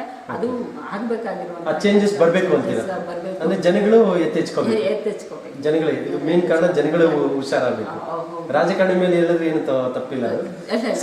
ತಪ್ಪು ರಾಜಕಾರಣಿಗಳು ಮಾಡೋದು ತಪ್ಪು, ಅದಕ್ಕೆ ಬುದ್ಧಿ ಕಲಿಸುವಂತದ್ದು ಮತದಾರ ಕೆಲಸ ಮಾಡಬೇಕು. ಅದ್ರ ಜೊತೆಗೆ ಈಗ ಮುಂದಿನ ದಿವಸಗಳಲ್ಲಿ ಅದಕ್ಕೆ ಯಾವುದಕ್ಕೂ ಅವಕಾಶ ಇದ್ದಂಗೆ ಏನು ಇನ್ನು ವೋಟಿಂಗ್ ಅಂತ ಹೇಳಿ ಬರ್ತಿದೆ, ಅದು ಬಂದ್ರೆ ಇನ್ನೂ ಹೆಚ್ಚಿನ ಒಂದು ಸುಧಾರಣೆಯನ್ನ ನಾವು ಕಾಣ್ಲಿಕ್ಕೆ ಸಾಧ್ಯ ಆಗತ್ತೆ. ಅಂದ್ರೆ ರಾಜಕಾರಣ ಶುದ್ಧ ಆಯ್ತು ಅಂತ ಹೇಳಿದ್ರೆ ಅವಾಗ ಅಧಿಕಾರದಲ್ಲಿ ಅಥವಾ ಅವ್ರು ಮಾಡುವಂತಹ ಕೆಲಸದಲ್ಲಿ ನಾವು ಪ್ರಾಮಾಣಿಕತೆಯನ್ನ ನಿರೀಕ್ಷೆಯನ್ನ ಮಾಡ್ಬೋದು. ಹಾಗಾಗಿ ಅದು ಒಂದು ಸೂಕ್ತ ಅನ್ಸುತ್ತೆ. ಈಗ ಪ್ರೆಸೆಂಟ್ ನಡೀತಾ ಇರೋದು ಸರ್ಕಾರದ ಬಗ್ಗೆ, ಸೊ ಅವ್ರು ಮಾಡ್ತಾ ಇರೋಂಥ ಒಂದು ಪ್ರಾಜೆಕ್ಟ್ ಬಗ್ಗೆ ಇರ್ಬೋದು, ಅನ್ನ ಬಗ್ಗೆ ಇರ್ಬೋದು, ಬೇರೆ ಥರ ಯಾವುದೋ ಪ್ರಾಜೆಕ್ಟ್ಗಳು ಇರ್ಬೋದು, ಇದು ಪ್ರೆಸೆಂಟ್ ಕಂಟಿನ್ಯೂ ನಡೆಯುತ್ತೆ ಅಂತ ತಮ್ಗೆ ಅನ್ಸುತ್ತಾ? ಇಲ್ಲ ಇದು ತಾತ್ಕಾಲಿಕವಾಗಿ ಏನಾದ್ರು ಇರುತ್ತೆ ಅಂತ ತಮ್ಮ ಅನ್ಸುತ್ತೆ? ಪ್ರಾಜೆಕ್ಟ್ ಒಳ್ಳೇದು ಅನ್ಸುತ್ತಾ ಈಗ ಮಾಡ್ತಾ ಇರೋದು, ನಡೀತಾ ಇರೋಂಥದ್ದೆಲ್ಲ? ಯಾವುದೇ ವ್ಯಕ್ತಿ ಹಸಿವಿನಿಂದ ಸಾಯಬಾರ್ದು ಅನ್ನೋದು ಅದಕ್ಕೆ ನಮ್ದು ಅಭಿಮತ ಇದೆ. ಆದ್ರೆ ಕೇವಲ ಹೊಟ್ಟೆ ಹಸಿದವನಿಗೆ ಅನ್ನವನ್ನು ಕೊಡೋದು ಅಲ್ಲ, ಅವನಿಗೆ ಒಂದು ಉದ್ಯೋಗವನ್ನ ಕೊಟ್ಟು ನೀನು ದುಡಿದು ತಿನ್ನು ಅನ್ನುವಂತಹದನ್ನ ಕಲಿಸಿದರೆ ಮಾತ್ರ ಅವನು ಸ್ವಾವಲಂಬಿಯಾಗಿ ಬದುಕಲಿಕ್ಕೆ ಸಾಧ್ಯ ಆಗುತ್ತೆ. ಹಾಗಾಗಿ ಸರ್ಕಾರ ಅದನ್ನ ತನ್ನ ವೋಟ್ ಬ್ಯಾಂಕ್ ಆಗಿ ಮಾಡ್ಕೊಳ್ಳೋಕೆ ಈಗ ಮಾಡ್ತಿದೆ ಅನ್ನೋ ಬಗ್ಗೆ ಅಂತೇಳಿ ನಮಗೆ ಅನ್ಸುತ್ತೆ. ಅದಕ್ಕೆ ಬದಲಾಗಿ ಪ್ರತಿಯೊಬ್ಬ ವ್ಯಕ್ತಿಗೂ ಕೆಲಸವನ್ನ ಕೊಡ್ಲಿಕ್ಕೆ ಮತ್ತೆ ಉಚಿತವಾಗಿ ತರಬೇತಿಗಳನ್ನ ಕೊಡುವುದರ ಮೂಲಕ ಉದ್ಯೋಗಕ್ಕೆ ಸಂಬಂಧಪಟ್ಟಂತೆ ಆ ಮೂಲಕವಾಗಿ ಸ್ವಾವಲಂಬಿಯಾಗಿ ಮಾಡಲಿಕ್ಕೆ ಒಂದು ಸಾಕಷ್ಟು ಅವಕಾಶಗಳಿದೆ. ಅದನ್ನ ಬಳಸ್ಕೋಬೇಕು ಮತ್ತೆ ಜನರಲ್ಲಿ ಅವೇರ್ನೆಸ್ ಅನ್ನ ತರಬೇಕಾಗಿದ್ದು ಸರ್ಕಾರದ ಒಂದು ಕರ್ತವ್ಯ. ಕೇವಲ ಒಂದು ಪಕ್ಷ ಒಂದು 5 ವರ್ಷ ಅಧಿಕಾರಕ್ಕೆ ಮಾಡಿ ಹೋಗ್ಬೋದು, ಆದ್ರೆ ರಾಜಕಾರಣ ಅಥವಾ ಅಧಿಕಾರ ಅನ್ನೋದು ನಿರಂತರವಾಗಿ ಇರುವಂತದ್ದು. ಹಾಗಾಗಿ ಯಾರೇ ಅಧಿಕಾರಕ್ಕೂ ಬಂದ್ರು ಸಹ ಮುಂದಿನ ದಿವಸಗಳಲ್ಲಿ ನಮ್ಮ ಪ್ರಜೆಗಳು, ನಮ್ಮ ಇರುವಂತವರು ಉತ್ತಮ ಸ್ಥಿತಿಗೆ ಬರಬೇಕು ಅನ್ನೋದನ್ನ ಯೋಚನೆ ಮಾಡ್ಬೇಕು ಹೊರತು ನನಗೆ ಮುಂದಿನ ಚುನಾವಣೆಯಲ್ಲಿ ವೋಟ್ ಹಾಕ್ಬೇಕು ಅದಕ್ಕೋಸ್ಕರ ಒಂದಷ್ಟು ಯೋಜನೆಗಳನ್ನ ಮಾಡ್ಕೊಂಡು ರಾಜಕೀಯ ನಡೀತಾ ಇರುತ್ತೆ. ಹೌದು, ಆ ರೀತಿ ಆಗ್ಬಾರ್ದು. ಅದು ನಮ್ಮ ದುರದೃಷ್ಟ ಅಂತೇಳಿ ಅನ್ಕೊಳ್ತೀನಿ. ನಮ್ಮ ಖಂಡಿತ ಪ್ರೆಸೆಂಟ್ ನಡೀತಾ ಇರುತ್ತದೆ. ಈಗ ಮೋದಿ ಅವರು ಬಿಟ್ಟಿರುವಂತಹ ಒಂದು ಪ್ಲಾನ್ ಬಗ್ಗೆ ಏನು ಅನ್ಸುತ್ತೆ ಮೇಡಮ್? ಈಗ ಹಣ ಚೇಂಜಸ್ ಬಗ್ಗೆ ಇರ್ಬೋದು, ಸೊ ನೋಟಿನ ಬದಲಾವಣೆ ಇರ್ಬೋದು, ಅವ್ರು ಕೊಟ್ಟಿರುವಂತಹ ಒಂದು ಹೊಸ ಪ್ರಾಜೆಕ್ಟ್ ಬಗ್ಗೆ ಇರ್ಬೋದು. ಸೊ ಜನಗಳಿಗೆ ಇವತ್ತಿನ ಇದರಲ್ಲಿ ಅನ್ಎಜುಕೇಟೆಡ್ ತುಂಬಾ ಇದ್ದಾರೆ ಹಳ್ಳಿಗಳಲ್ಲಿ. ಅವ್ರಿಗೆ ಪೇ ಟೈಮ್ ಯೂಸ್ ಮಾಡಬೇಕಾಗುತ್ತೆ, ATM ಯೂಸ್ ಮಾಡಬೇಕು, ಹಣನ ಡೈರೆಕ್ಟ್ ಆಗಿ ಬ್ಯಾಂಕ್ ಮುಖಾಂತರನೇ ಮಾಡಬೇಕು ಅನ್ನೋದು ಜನಗಳಿಗೆ ತಮ್ಮ ಕ್ಷೇತ್ರದಲ್ಲಿ ಏನು ಕಷ್ಟ ಆಗಿಲ್ವಾ? ಇಲ್ಲ ಅದ್ರ ಬಗ್ಗೆ ಏನಾದ್ರು ಅವ್ರಿಗೆ ತೊಂದರೆ ಆಗಿದೆ? ತಮ್ಮವ್ರಿಗೂ ಡೀಟೇಲ್ಸ್ ಬಂದಿದೆಯಾ? ಸರ್, ಸ್ವಲ್ಪ ಮಟ್ಟಿನ ತೊಂದರೆ ಆಗಿರೋದು ನಿಜ. ಆದರೆ ನೀವು ಸಾರ್ವಜನಿಕರು ಹಳ್ಳಿಯಲ್ಲಿರುವಂತವರು ಮೋದಿಯವರು ಮಾಡಿದ ಕಾರ್ಯಕ್ಕೆ ಅತ್ಯಂತ ಖುಷಿಯನ್ನ ಪಟ್ಟಿದ್ದಾರೆ. ಏಕೆಂದ್ರೆ ಈ ಕಷ್ಟ ಪಡೋದು ನಾವು ಇನ್ಯಾರೋ ಮಧ್ಯವರ್ತಿ ದುಡ್ಡು ಮಾಡ್ಕೊಂಡು ಅವರು ಏನು ಕಪ್ಪು ಹಣವನ್ನ ಮಾಡ್ಕೊಂಡು ಅವರು ಇನ್ವೆಸ್ಟ್ ಮಾಡೋದ್ರಿಂದ ಎಲ್ಲ ಬೆಲೆಗಳು ಹೆಚ್ಚಾಗ್ತಾ ಇತ್ತು. ಈಗ ಅಂಥವರನ್ನ ಮಟ್ಟ ಹಾಕೋದು, ನಿಮ್ಮ ನೋಟ್ ಬ್ಯಾನ್ ಮಾಡುವುದರ ಮೂಲಕ ಅವರಿಗೆ ಒಂದು ಸರಿಯಾದ ಬುದ್ಧಿಯನ್ನ ಕಲಿಸಿದ್ದಾರೆ ಮೋದಿ ಅವರು ಅನ್ನೋದು ಜನಸಾಮಾನ್ಯರಲ್ಲಿ ಬಂದಿದೆ. ಆಮೇಲೆ ಈಗ ತೀರಾ ಅಷ್ಟು ಕಟ್ಟುನಿಟ್ಟಿನ ಜಾರಿಯನ್ನ ಮಾಡದೇ ಇರೋದ್ರಿಂದ, ಏಕೆಂದ್ರೆ ಸರ್ಕಾರ ಮೊದಲು ಅದನ್ನ ಪೂರ್ತಿಯಾಗಿ ಇದನ್ನ ಕ್ಯಾಶ್ಲೆಸ್ ಮಾಡಬೇಕು ಅಂತಿತ್ತು. ಆದರೆ ಇವತ್ತಿನ ಪರಿಸ್ಥಿತಿನಲ್ಲಿ ಅವರನ್ನ ಎಜುಕೇಟ್ ಮಾಡಬೇಕು, ಸಾರ್ವಜನಿಕರನ್ನ, ಮತ್ತೆ ಅದಕ್ಕೆ ಸಾಕಷ್ಟು ಸಮಯಾವಕಾಶ ಬೇಕು ಅನ್ನೋದನ್ನ ಅರ್ಥ ಮಾಡಿಕೊಂಡು ಈಗ ಮಾಮೂಲಿ ವ್ಯವಹಾರಗಳು ನಡೀತಾ ಇದೆ. ಹಾಗಾಗಿ ಜನಗಳಿಗೆ ಯಾವುದೇ ರೀತಿ ತೊಂದರೆ ಆಗಿಲ್ಲ. ಮತ್ತೆ ನಿರೀಕ್ಷೆನೂ ಇದೆ, ಇಲ್ಲ ಒಂದು ದಿವಸ ಅದು ಆಗಬೇಕು. ಯಾಕೆಂದ್ರೆ ಅವಾಗಾದಾಗ ಆನ್ಲೈನ್ ಬ್ಯಾಂಕಿಂಗು ಅಥವಾ ಪೇಟಿಎಂ ಮೂಲಕನೋ ಕ್ಯಾಶ್ ಓಡಾಡಲಿಲ್ಲ ಅಂತ ಹೇಳಿದಾಗ ಒಂದು ಕಪ್ಪು ಹಣಕ್ಕೆ ತಡೆ ಹಾಕ್ದಂಗಾಗುತ್ತೆ. ಮತ್ತೆ ಉತ್ತಮವಾದ ಆರ್ಥಿಕ ಸ್ಥಿತಿ ಉತ್ತಮ ರೀತಿಯಲ್ಲಿ ನಡ್ಕೊಂಡು ಹೋಗುತ್ತೆ. ಹಾಗಾಗಿ ಅದು ಆಗ್ಲೇ ಮುಂದಿನ ದಿವಸ ನೋಟಿನ ಬದಲಾವಣೆಯಿಂದ ಭ್ರಷ್ಟಾಚಾರ ಕಂಟ್ರೋಲ್ ಬಂದಿದೆ ಅಂತ ಅನ್ಸುತ್ತೆ ತಮಗೆ? ಸ್ವಲ್ಪ ಟಾರ್ಗೆಟ್ ಇದಿದೆ ಭ್ರಷ್ಟಾಚಾರ ಕಂಟ್ರೋಲ್ ಮಾಡಬೇಕು ಅಂತ. ಸೊ ಎಷ್ಟು % ಕಂಟ್ರೋಲ್ ಆಗಿರ್ಬೋದು ಭ್ರಷ್ಟಾಚಾರ? ಸರ್, ಅದು ಪರ್ಸೆಂಟೇಜ್ ಅಲ್ಲಿ ಹೇಳಲಿಕ್ಕೆ ಆಗೋದಿಲ್ಲ. ಆದ್ರೆ ಯಾರು ಕಪ್ಪು ಹಣವನ್ನ ಮಾಡ್ಕೊಂಡಿದ್ರು, ಟ್ಯಾಕ್ಸ್ ಅನ್ನ ಕಟ್ಟದೆ ತಪ್ಪಿಸ್ಕೊಂಡಿದ್ರು, ಅಂಥವರು ಟ್ಯಾಕ್ಸ್ ಕಟ್ಟುವುದರ ಮೂಲಕ ಸರ್ಕಾರಕ್ಕೆ ಆದಾಯ ಆಯಿತು. ಅದು ಜನಗಳಿಗೆ ತಲುಪಲಿಕ್ಕೆ, ಯೋಜನೆಗಳ ಮೂಲಕ ತಲುಪಲಿಕ್ಕೆ ಸಾಧ್ಯ ಆಯಿತು. ಭ್ರಷ್ಟಾಚಾರವನ್ನ ಯಾವುದೇ ಒಂದು ಯೋಜನೆಯಿಂದ ತಡಿಲಿಕ್ಕೆ ಸಾಧ್ಯ ಇಲ್ಲ. ಇನ್ನೂ ಸಾಕಷ್ಟು ಅದಕ್ಕೆ ಕೆಲಸಗಳಾಗಬೇಕು. ಆದರೆ ಒಂದು ಎಚ್ಚರಿಕೆಯನ್ನಂತೂ ಕೊಟ್ಟಿದ್ದಾರೆ. ಏನು ಭ್ರಷ್ಟಾಚಾರ ಮಾಡಿ ಆ ಹಣದಿಂದ ನೀವು ಹೆಚ್ಚು ದಿವಸ ಸುರಕ್ಷಿತವಾಗಿ ಇರೋಕ್ಕೆ ಆಗೋದಿಲ್ಲ, ಕಾನೂನಿನ ಒಂದು ಕ್ರಮಕ್ಕೆ ಒಳಗಾಗಬೇಕಾಗುತ್ತೆ ಅಂತ.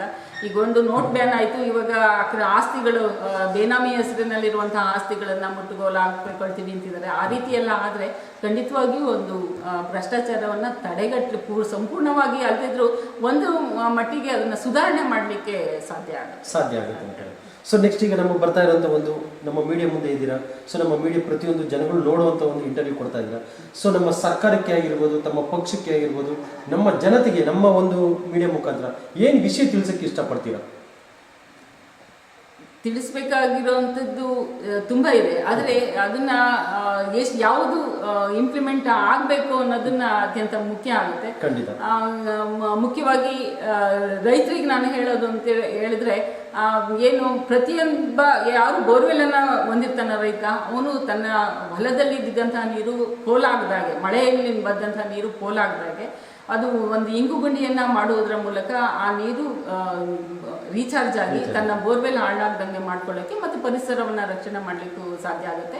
ಜೊತೆಗೆ ಈ ರೀತಿಯ ಒಂದು ಸಂಘಟಿತರಾಗಿ ರೈತರು ಹೋರಾಟವನ್ನ ಮಾಡಿದ್ರೆ ಅಥವಾ ಪ್ರಯತ್ನವನ್ನ ಮಾಡಿದ್ರೆ ತಮಗಾಗ್ತಿರುವಂತಹ ನಷ್ಟದಿಂದ ತಪ್ಪಿಸ್ಕೊಳ್ಳಿಕ್ಕೆ ಸಾಧ್ಯ ಆಗುತ್ತೆ. ಹಾಗಾಗಿ ರೈತರು ನೀವು ಸಂಘಟಿತರಾಗಬೇಕು ಅಂತೇಳಿ ಕೇಳ್ಕೊಳ್ತೀನಿ.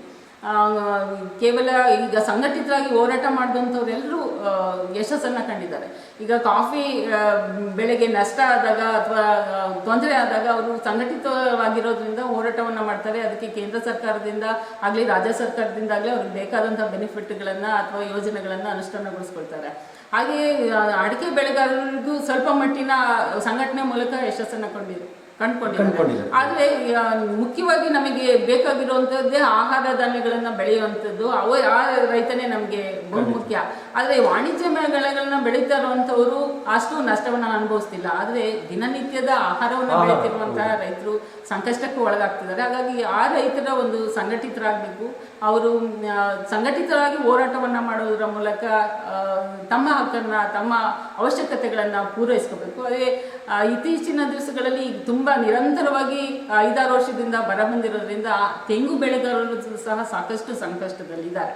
ಅದಕ್ಕೆ ಇನ್ನೂ ಹೆಚ್ಚಿನ ಯೋಜನೆಗಳನ್ನು ಸರ್ಕಾರದ ಗಮನವನ್ನು ಸೆಳೆಯೋದ್ರ ಮೂಲಕ ತಮ್ಮ ತೊಂದರೆಯಿಂದ ಹೊರಬರಬೇಕಾದಂತಹ ಅಗತ್ಯ ಇದೆ. ಹಾಗಾಗಿ ನಾನು ರೈತರಿಗೆ ಹೇಳೋದಂದರೆ ಸಂಘಟಿತರಾಗಿ ಹೋರಾಟ ಮಾಡುವುದರ ಮೂಲಕ ನಮ್ಮ ರಕ್ಷಣೆಯನ್ನು ನಾವು ಮಾಡ್ಕೊಳ್ಳೋಣ. ಸಂಘಟಿತರಾದರೆ ಏನಾದರೂ ಸಾಧಿಸ್ಬೋದು. ಈ ವಿಷಯ ತಿಳಿಸಕ್ಕೆ ಇಷ್ಟಪಡ್ತೇನೆ. ಕೊನೆ ಪ್ರಶ್ನೆ. ಸೊ ನಮ್ಮ ಒಂದು ಮೀಡಿಯಾ ಮುಖಾಂತರ ಈಗಿನ ಒಂದು ಮಹಿಳೆ, ಈಗಿನ ಒಂದು ಯುವಕರಿಗೆ, ಸೊ ತಾವು ಒಂದು ಹಿರಿಯರು ಹಾಗೂ ಒಂದು ಮಹಿಳೆ ರಾಜಕೀಯದವರು, ಸೊ ಮಹಿಳೆಯರಿಗೆ ಆಗಿರ್ಬೋದು, ನಮ್ಮ ಯುವಕರಿಗೆ ಆಗಿರ್ಬೋದು, ಕೆಟ್ಟ ಚಟಗಳಿಂದ ಇವತ್ತು ತುಂಬ ಹಾಳಾಯ್ತಾ ಇದ್ದಾರೆ. ಸೊ ಮೊಬೈಲ್ಸ್ ಇವತ್ತು ಬಂದಿರೋ ಟೆಕ್ನಾಲಜಿನ ಮಿಸ್ಯೂಸ್ ಮಾಡಿಕೊಂಡು ಸೊ ತುಂಬ ಅನುಭವಿಸ್ತಾ ಇದ್ದಾರೆ. ಅದ್ರ ಬಗ್ಗೆ ನಮ್ಮ ಒಂದು ಬುದ್ಧಿ ಮಾತು ಏನು ಹೇಳಕ್ಕೆ ಇಷ್ಟಪಡ್ತೀವಿ, ಪ್ರತಿಯೊಬ್ಬರಿಗೂ ತಲುಪೋ ಥರ? ಹೌದು, ಇವಾಗ ಏನು ಮೊಬೈಲ್ಗಳಲ್ಲೇ ಈಗ ಇಂಟರ್ನೆಟ್ನೆಲ್ಲ ಉಪಯೋಗ ಮಾಡ್ಕೊಳ್ತಾ ಇರೋದ್ರಿಂದ ಒಳ್ಳೆಯದು ಜೊತೆಗೆ ಕೆಟ್ಟದ್ದನ್ನು ಹೆಚ್ಚಾಗಿ ಅದು ಪರಿಣಾಮವನ್ನು ಬೀರ್ತಾ ಇದೆ. ಅದು ಕೇವಲ ಒಬ್ಬರ ಮೇಲೆ ಮಾತ್ರ ಅಲ್ಲ, ಇಡೀ ಸಮಾಜದ ಮೇಲೆ ಅದರದ ವ್ಯತಿರಿಕ್ತ ಪರಿಣಾಮ ಆಗ್ತಾ ಇರೋದನ್ನ ನಾವು ನೋಡ್ತೀವಿ. ಹಾಗಾಗಿ ಏನು ಎಷ್ಟು ಯಾವುದಕ್ಕೆ ಒಳ್ಳೇದಕ್ಕೆ ಮಾತ್ರ ಅದನ್ನ ಉಪಯೋಗಿಸಿ ಅನ್ನುವಂಥ ಮಾತನ್ನು ಹೇಳ್ತೀನಿ. ಹಾಗೆ ಹೆಣ್ಣು ಮಕ್ಕಳು ಹೆಚ್ಚಿನ ಒಂದು ಪ್ರಜ್ಞಾವಂತರಾಗಬೇಕಾದಂಥ ಅವಶ್ಯಕತೆ ಇದೆ. ಜೊತೆಗೆ ತಮ್ಮಲ್ಲಿ ಮನೆಯಲ್ಲಿ ಬೆಳೆಯುವಂತಹ ಮಕ್ಕಳಲ್ಲಿ ಅದನ್ನು ತರಬೇಕಾದಂತಹ ಜಾಗೃತಿಯನ್ನು ತರಬೇಕಾದಂತಹ ಅವಶ್ಯಕತೆ ಇದೆ. ಇವತ್ತು ಯುವ ಜನಾಂಗದ ಮೇಲೇನೆ ನಮ್ಮ ದೇಶದ ಆರ್ಥಿಕತೆ ಮತ್ತು ಬೆಳವಣಿಗೆ ಸಾಮಾಜಿಕವಾಗಿರ್ಬೋದು, ಆರ್ಥಿಕವಾಗಿರ್ಬೋದು, ರಾಜಕೀಯವಾಗಿರ್ಬೋದು ಅವರ ಪಾತ್ರ ಅತ್ಯಂತ ಮುಖ್ಯವಾಗಿರೋದ್ರಿಂದ ಅವರು ಸಾಧನೆಗೆ ಕಡೆಗೆ ಹೆಚ್ಚಿನ ಗಮನವನ್ನು ಕೊಡಬೇಕಾದಂತಹ ಅಗತ್ಯ ಇದೆ. ಆ ಸಾಧನೆಯನ್ನ ಮಾಡೋದ್ರ ಮೂಲಕ ಈ ದೇಶವನ್ನ ಏನು 2020ನೇ ಇಸ್ವಿನಲ್ಲಿ ಭಾರತ ಇಡೀ ರಾಷ್ಟ್ರದಲ್ಲೇ ನಮ್ಮನ್ನು ಆಗಬೇಕು ಅಂತೇಳಿ ಅಬ್ದುಲ್ ಕಲಾಂ ಅವರು ಆಸೆಯನ್ನ ಪಟ್ಟಿದ್ರು. ಅದೇ ಜೊತೆಗೆ ಅವರು ಪೂರಾ ಕಾನ್ಸೆಪ್ಟ್ ಇತ್ತು ಅವರು ಒಂದು ಹಳ್ಳಿಗಳನ್ನ ಹೇಗೆ ಇಂಪ್ರೂವ್ಮೆಂಟ್ ಮಾಡಬೇಕು ಅಂತೇಳಿ. ಹಾಗೆ ಯುವಕರು ಏನು ಓದಿದ ತಕ್ಷಣ ಹಳ್ಳಿಯನ್ನ ಬಿಟ್ಟು ಪಟ್ಟಣಕ್ಕೆ ಹೋಗಿ ಕೆಲಸವನ್ನ ಮಾಡಬೇಕು ಅಂತಿಲ್ಲ. ನಾವು ಇರುವಂತಹ ಗ್ರಾಮದಲ್ಲಿಯೇ ನಮ್ಮ ಗ್ರಾಮವನ್ನ ಅಭಿವೃದ್ಧಿಪಡಿಸಲಿಕ್ಕೆ ಸಾಕಷ್ಟು ಅವಕಾಶಗಳಿದೆ. ಆ ಕಡೆಗೆ ಯೋಚನೆಯನ್ನ, ಚಿಂತನೆಯನ್ನ ಮಾಡಬೇಕು ಅಂತ ಹೇಳ್ತೀನಿ. ಹಾಗೆ ಹೆಣ್ಣು ಮಕ್ಕಳು ಇವತ್ತು ಭಾರತ ಅಭಿವೃದ್ಧಿ ಹೊಂದಿದ ರಾಷ್ಟ್ರಕ್ಕೆ ಸೇರಬೇಕು ಅಂತ ಹೇಳಿದ್ರೆ ಭಾರತದ ಜನಸಂಖ್ಯೆಯಲ್ಲಿ 50% ಮಹಿಳೆಯರೇ ಇದ್ದಾರೆ. ಪುರುಷರಿಗೆ ಸಮನಾಗಿ ಮಹಿಳೆಯರು ಇದ್ದಾರೆ. ಮಹಿಳೆಯರು ಸಹ ಆರ್ಥಿಕತೆಯಲ್ಲಿ ತೊಡಗಿದ್ರೆ ಮಾತ್ರ ಒಂದು ನಾವು ಉನ್ನತ ಸ್ಥಾನವನ್ನು ತಲುಪಲಿಕ್ಕೆ ಸಾಧ್ಯ. ಅದೇ ಮನೆಯ ಒಂದು ಆರ್ಥಿಕ ಸ್ಥಿತಿ ಉತ್ತಮವಾದರೆ ಆಗಲಿಕ್ಕೆ ಸಾಧ್ಯ ಆಗುತ್ತೆ. ಹಾಗಾಗಿ ಹೆಣ್ಣು ಮಕ್ಕಳು ಗುಡಿ ಕೈಗಾರಿಕೆಗಳನ್ನು ಮಾಡುವುದರ ಮೂಲಕ ಇವತ್ತು ಎಷ್ಟೊಂದು ಆರ್ಥಿಕ ಬಂಡವಾಳವನ್ನು ಹೂಡಲಿಕ್ಕೆ ಸರ್ಕಾರ ಯೋಜನೆಗಳನ್ನು ಹಾಕಿದೆ. ಉಚಿತ ಅಂದರೆ ಯಾವುದೇ ಶ್ಯೂರಿಟಿ ಇಲ್ಲದೇನೆ ಲೋನ್ಗಳನ್ನು ಕೊಡ್ತಿದ್ದಾರೆ. ಅದನ್ನ ಮುದ್ರಾ ಬ್ಯಾಂಕ್ನ ಯೋಜನೆಯನ್ನ ಬಳಸ್ಕೊಂಡು ಅಥವಾ ಇನ್ನು ಅನೇಕ ಡಿಪಾರ್ಟ್ಮೆಂಟ್ಗಳಲ್ಲಿ ಅದಕ್ಕೆ ಸಬ್ಸಿಡಿ ಯೋಜನೆಗಳು ಇದೆ. ಅದನ್ನೆಲ್ಲ ಬಳಸ್ಕೊಂಡು ಗುಡಿ ಕೈಗಾರಿಕೆಗಳನ್ನ ಮಾಡುವುದರ ಮೂಲಕ ಆರ್ಥಿಕವಾಗಿ ಸ್ವಾವಲಂಬಿಗಳಾಗಿ ಹೆಣ್ಣು ಮಕ್ಕಳು ಯಾವಾಗ ಸ್ವಾವಲಂಬಿಗಳು ಆಗ್ತಾರೋ ಅವಾಗ ಅವರಿಗೆ ಮಾನ್ಯತೆ ಸಿಗುತ್ತೆ. ಆ ದೌರ್ಜನ್ಯದಿಂದ ಹೊರಗಡೆ ಬರಲಿಕ್ಕೆ ಆಕೆ ಸಾಧ್ಯ ಆಗುತ್ತೆ. ಆ ಮೂಲಕವಾಗಿ ಸ್ವಾಭಿಮಾನಿ ಬದುಕಲಿಕ್ಕೆ ಸಾಧ್ಯ ಆಗುತ್ತೆ. ಹಾಗಾಗಿ ನೀವು ಆರ್ಥಿಕವಾಗಿ ಸ್ವಾವಲಂಬಿಯಾಗಿ ಅಂತೇಳಿ ಹೆಣ್ಣು ಮಕ್ಕಳಿಗೆ ಮತ್ತು ನಮ್ಮ ಯುವ ಜನಾಂಗಕ್ಕೆ ಹೇಳಕ್ಕೆ ಇಷ್ಟಪಡ್ತೀವಿ. ಒಳ್ಳೆ ಸಂದೇಶ ಕೂಡ ಹೇಳಿದ್ದೀರಾ. ಇದೇ ರೀತಿ ಕೊನೆಯ ಪ್ರಶ್ನೆ ತಮಗೆ. ನೆಕ್ಸ್ಟ್ ಒಂದು ಎಲೆಕ್ಷನ್ ಬರ್ತಾ ಇದೆ. ಸೊ ಆ ಎಲೆಕ್ಷನ್ಗೆ ತಾವು ಯಾವ ರೀತಿ ಪ್ರಿಪರೇಷನ್ ಆಗಿದ್ದೀರಾ? ಸೊ ಜನಗಳಿಗೆ ನಮ್ಮ ಮೀಡಿಯಾ ಮುಖಾಂತರ ಏನು ಕೇಳ್ಕೊಳ್ಳೋಕೆ ಇಷ್ಟಪಡ್ತೀರಾ? ಸೊ ಏನು ಹೇಳಕ್ಕೆ ಇಷ್ಟಪಡ್ತೀರಾ? ಈಗ ನಾನು 2004ನೇ ಇಸ್ವಿನಲ್ಲಿ ಏನು ಆಸೆಯನ್ನು ಇಟ್ಕೊಂಡು ನಾನು ವಿಧಾನಸಭಾ ಚುನಾವಣೆಗೆ ಸ್ಪರ್ಧೆಯನ್ನು ಮಾಡಿದ್ದು, ಆಗ ಜನಗಳನ್ನ ತಲುಪಲಿಕ್ಕೆ, ಯಾಕೆಂದರೆ ತಕ್ಷಣ ಪಕ್ಷವನ್ನು ಚೇಂಜ್ ಮಾಡಿ ಒಬ್ಬ ಜಿಲ್ಲಾ ಪಂಚಾಯತಿಯಿಂದ MLA ಕ್ಯಾಂಡಿಡೇಟ್ ಆಗಿ ಇರುವಂತಹ ಲಕ್ಷಾಂತರ ಮತದಾರರನ್ನ ತಲುಪಲಿಕ್ಕೆ ಸಾಧ್ಯ ಆಗಲಿಲ್ಲ. ಆದರೆ ಮುಂದಿನ ಚುನಾವಣೆಗೆ ನಾನು ಸ್ಪರ್ಧೆಯನ್ನು ಮಾಡೋಣ ಅಂತ ಹೇಳಿದರೆ ಕ್ಷೇತ್ರ ಪುನರ್ವಿಂಗಡಣೆಯಲ್ಲಿ ಆ ಕ್ಷೇತ್ರ ಹೊರಟೋಯ್ತು, ಬೀರೂರು ಕ್ಷೇತ್ರ ಹೊರಟೋಯ್ತು. ಹಾಗಾಗಿ ಮತ್ತೊಮ್ಮೆ ನಾನು ಸ್ಪರ್ಧೆಯನ್ನು ಮಾಡಲಿಕ್ಕೆ ಇಷ್ಟು ವರ್ಷಗಳ ಕಾಲ 2004ರಿಂದ 17 13 ವರ್ಷಗಳ ಕಾಲ ನಾನು ಕಾಯ್ದಿನಿ. ಆದರೆ ಬರೀ ಕೇವಲ ನಿರೀಕ್ಷೆ ಇಟ್ಕೊಂಡು ಕೂತಿದ್ದಂಥದ್ದಲ್ಲ, ಪ್ರತಿ ದಿವಸ ನಾನು ಜನರ ಮಧ್ಯೆ ಇದ್ದು ಅವರ ಕಷ್ಟಗಳಿಗೆ ಸ್ಪಂದಿಸಿ ಅದನ್ನು ಹೇಗೆ ಪರಿಹಾರವನ್ನು ಮಾಡಬೇಕು, ಅವರಿಗೆ ಹೇಗೆ ನಾನು ಸಹಕಾರವನ್ನು ಕೊಡಬೇಕು ಅನ್ನುವಂಥ ನಿಟ್ಟಿನಲ್ಲಿ ಅವರ ಜೊತೆನೇ ಇದ್ದು ಕೆಲಸವನ್ನು ಮಾಡಿದ್ದೀನಿ. ಹಾಗಾಗಿ ನಾನು ಈಗ MLA ಆಗಬೇಕು ಅಂತೇಳಿ ಒಂದು ನಿರೀಕ್ಷೆ ಇಟ್ಕೊಂಡಿರೋದು ಕೇವಲ ಅಧಿಕಾರವನ್ನು ಅನುಭವಿಸ್ಲಿಕ್ಕೆ ಅಥವಾ ದರ್ಪಕ್ಕಾಗಿ ಅಲ್ಲ, ಜನರಿಗೆ ಅದರಿಂದ ಎಷ್ಟು ಕೆಲಸ ಒಬ್ಬ MLA ಆಗಿ ಎಷ್ಟು ಕೆಲಸವನ್ನ ಮಾಡ್ಬೋದು ಅನ್ನೋದನ್ನ ಮಾಡಿ ತೋರಿಸ್ಬೇಕು ಅನ್ನುವಂಥ ಉದ್ದೇಶದಿಂದ ನಾನು ನಿಮ್ಮ ಜೊತೆ ಅಥವಾ MLA ಆಗಲಿಕ್ಕೆ ಅಂತೇಳಿ ಆಸೆಯನ್ನು ಪಟ್ಟಿದ್ದೀನಿ. ಹಾಗಾಗಿ ನಿಮ್ಮ ಸೇವೆಯನ್ನೇ ಗುರಿಯಾಗಿ ಇಟ್ಕೊಂಡು ನಿಮ್ಮ ಕ್ಷೇತ್ರಕ್ಕೆ ಬರ್ತಿರುವಂಥ ನನಗೆ ನಿಮ್ಮ ಸಂಪೂರ್ಣ ಒಂದು ಆಶೀರ್ವಾದ, ಮತಗಳನ್ನು ಹಾಕೋದ್ರ ಮೂಲಕ ನಿಮ್ಮ ಸೇವೆ ಮಾಡಲಿಕ್ಕೆ ಒಂದು ಅವಕಾಶವನ್ನು ಮಾಡಿಕೊಡಿ. ಒಂದು ಮಾದರಿ ಕ್ಷೇತ್ರ, ಒಂದು ಮಾದರಿ ಕಾನ್ಸ್ಟಿಟ್ಯೂನ್ಸ್ ಆಗಿ ಮಾಡಬೇಕು ಅನ್ನೋಂಥದ್ದು ಯೋಜನೆಗಳು ನನಗಿದೆ. ಅದು ಅತ್ಯಂತ ನೀರಿನ ಸಮಸ್ಯೆ ಇರುವಂತಹ ಕಡೂರಿನಂತಹ ಬಯಲು ಪ್ರದೇಶದಲ್ಲಿ ಮಾಡಬೇಕಾದಂತಹ ಕೆಲಸಗಳು ಸಾವಿರಾರು ಇದೆ. ಅದನ್ನ ಹೇಗೆ ಮಾಡಬೇಕು, ಯಾವುದು ಜನರಿಗೆ ಫಸ್ಟ್ ಮಾಡಬೇಕು, ಅತಿ ಮುಖ್ಯವಾಗಿದ್ದೇನು ಅನ್ನೋದು ನನಗೆ ಅರಿವಿದೆ. ಯಾಕಂದ್ರೆ ನಾನು ಆ ಕ್ಷೇತ್ರದಲ್ಲಿ ಓಡಾಡಿರೋದ್ರಿಂದ, ನಾನು ಅಲ್ಲಿಯ ಸಮಸ್ಯೆಗಳನ್ನು ಅನುಭವಿಸಿರೋದ್ರಿಂದ ನಿಮ್ಮ ಸಮಸ್ಯೆಗಳ ಅರಿವು ನನಗಿದೆ. ಹಾಗಾಗಿ ನಿಮ್ಮ ಸೇವೆಯನ್ನು ಮಾಡಲಿಕ್ಕೆ ನಿಮಗೆ ಬೇಕಾದಂತಹ ಒಂದು ಉತ್ತಮವಾದಂತಹ ಅವಕಾಶಗಳನ್ನು ಕಲ್ಪಿಸಿಕೊಡ್ಲಿಕ್ಕೆ ಒಂದು ಅವಕಾಶವನ್ನು ಮಾಡಿಕೊಡಿ ಅಂತೇಳಿ ಜನಗಳಿಗೆ ಕೇಳ್ಕೊಳ್ಳೋಕೆ ಇಷ್ಟಪಡ್ತಿದ್ದಾರೆ. ತುಂಬ ಒಳ್ಳೆಯದು. ಇದೇ ರೀತಿ ಜನಗಳ ಕಷ್ಟ ಸುಖ ಹೇಳ್ಕೊಳ್ಳೋದಕ್ಕೆ ಆಗಲಿ, ಸೊ ತಮ್ಮನ್ನು ನೇರವಾಗಿ ಒಂದು ಭೇಟಿ ಮಾಡೋದಕ್ಕೆ ಆಗಲಿ, ಸೊ ನಮ್ಮ ಮುಖಾಂತರ ಒಂದು ಕಾಂಟ್ಯಾಕ್ಟ್ ನಂಬರ್, ಸೊ ಸದಾ 24 hours ಸಿಗುವಂಥ ಒಂದು ಕಾಂಟ್ಯಾಕ್ಟ್ ನಂಬರ್ ಆಗಲಿ, ಮನೆ ಅಡ್ರೆಸ್ ಅಲ್ಲಿ ಕೊಡೋದಕ್ಕೆ ಇಷ್ಟಪಡ್ತೀರಾ?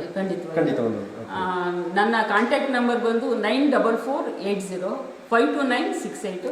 ಇದು ದಿವಸದ 24 ಗಂಟೆನೂ ಆನಲ್ಲೇ ಇರುತ್ತೆ. ನೀವು ಯಾವುದೇ ಸಂದರ್ಭದಲ್ಲಿ ಕರೆಯನ್ನು ಮಾಡಿದ್ರು ನಾನು ಅದಕ್ಕೆ ಸ್ಪಂದಿಸ್ತೀನಿ. ಹಾಗಾಗಿ ಯಾವುದೇ ಇಷ್ಟೊತ್ತಿನಲ್ಲಿ ಮಾಡಬಾರ್ದು, ಇಷ್ಟೊತ್ತಾಗಿದೆ ಅನ್ನುವಂಥ ಯೋಚನೆ ಇಲ್ಲದೇ ಯಾವುದೇ ಸಮಸ್ಯೆಗಳಿದ್ರೂ ಕಾಂಟ್ಯಾಕ್ಟ್ ಮಾಡಿ.